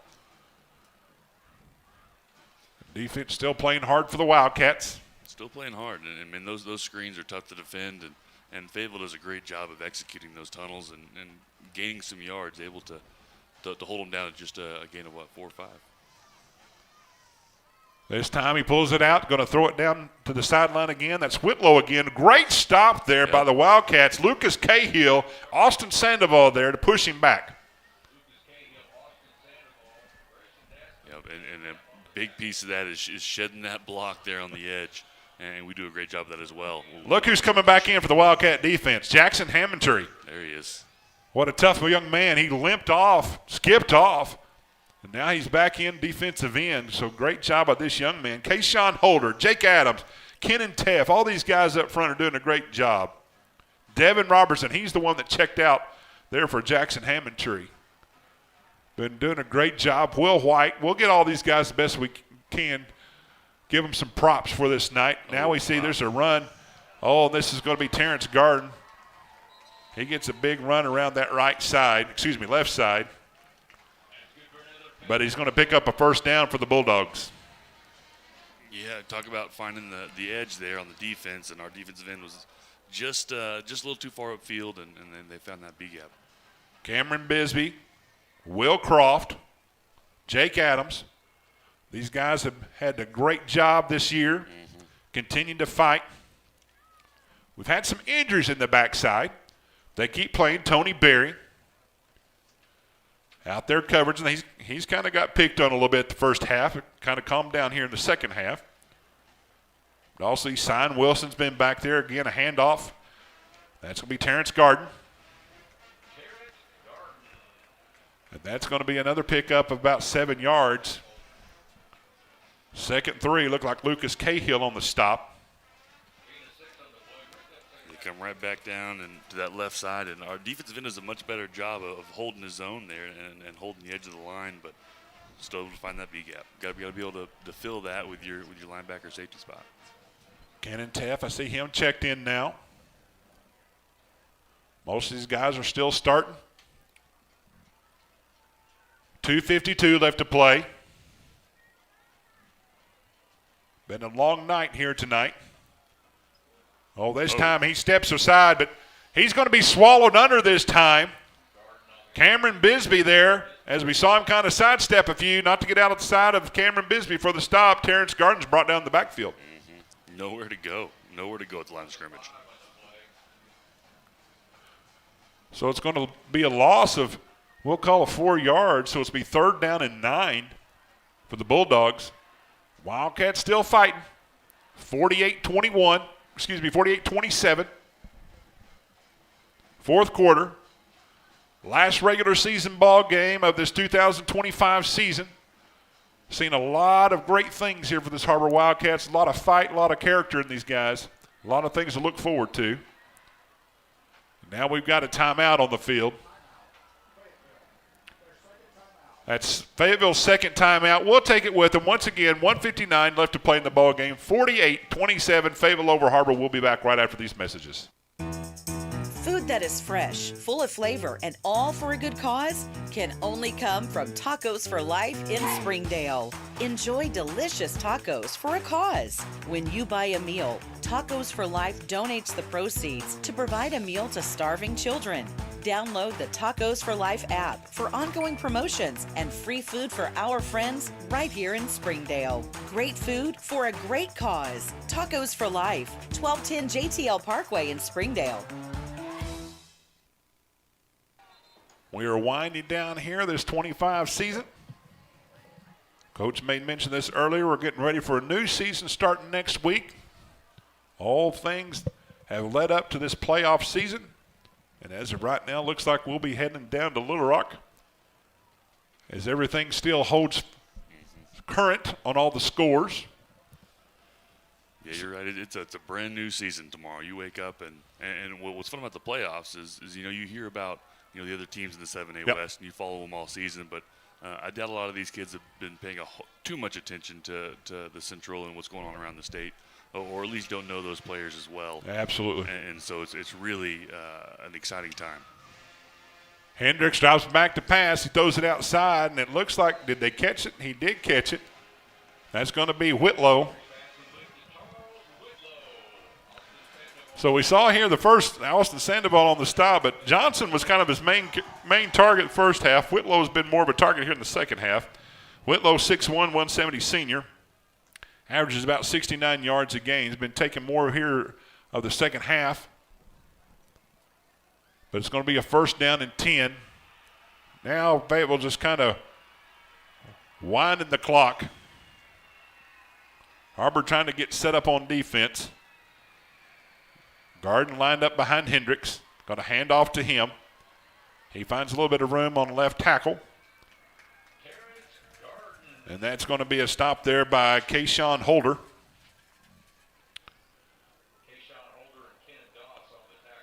Kenan Doss with the assist. Pickup of 6. We'll call it 7. Second down and 3. 1 minute left to play. Fayetteville will probably run one more time.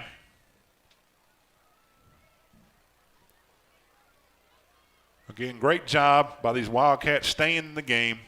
Had a lot of things go wrong with them here in the first half. We had injury, caused a slowdown. And once again, we'll bring that up to date here before we leave. But Hendricks now just going to kneel down. We've got 33 seconds. That'll probably be the last snap of the ball game. Once again, we saw great work by these young men. Now they're going to get ready for the playoffs. Everything will start brand new, starting tomorrow. Game film, everything. The guys are lining up in the middle of the field. They're heading that way to shake hands, and that's going to do it. 16 seconds, 15 seconds. Final score here in the ball game, 48-27. We appreciate you watching here on the Har-Ber Wildcat Springdale Athletic Foundation Network. And we'll be back right after these messages, 3 seconds, 2 seconds, right after these messages, and we'll talk about the things coming up and also about this game. Stay tuned. We'll be back right after these messages. During the Great Depression, nothing came easy. But with just 5 cents, an old truck, and a load of hay, John Tyson and his family found a way to deliver quality chicken to other hardworking people. Today, Tyson continues to find new ways to help put a chicken in every pot. Because people deserve farm-raised chicken of the highest quality. At Tyson, we remain committed to this simple promise: to always keep it real, to always keep it Tyson. Final score tonight at Harmon Field, Fayetteville Bulldogs over the Har-Ber Wildcats, 48-27. Coach, as we look at this game, like I said, they started off pretty good, had the flea flicker work for them. Everything kind of moved. They got stopped a couple times on fourth down inside the red zone, inside the goal line. Had a few fumbles here. Once again, kind of been their bugaboo all season long. But once again, we see in the second half a great fight from these guys, able to finish strong. Yeah, you're absolutely right, and that's one of the things that, we've seen throughout the season. We continue to take steps forward, but we're knocking on the door of being a very successful football team, and we get in our own way a little bit here and there, and then it adds up. When you're playing in the 7A, those little mistakes, they really add up, and so you're really looking forward. It is a brand new season. Yep. You can put that behind you, take the lessons learned, and go out, because it is lose or go home from here on out.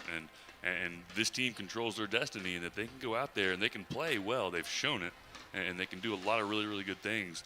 But if they can do it for 4 quarters, this season can go on as long as they want it to. Absolutely.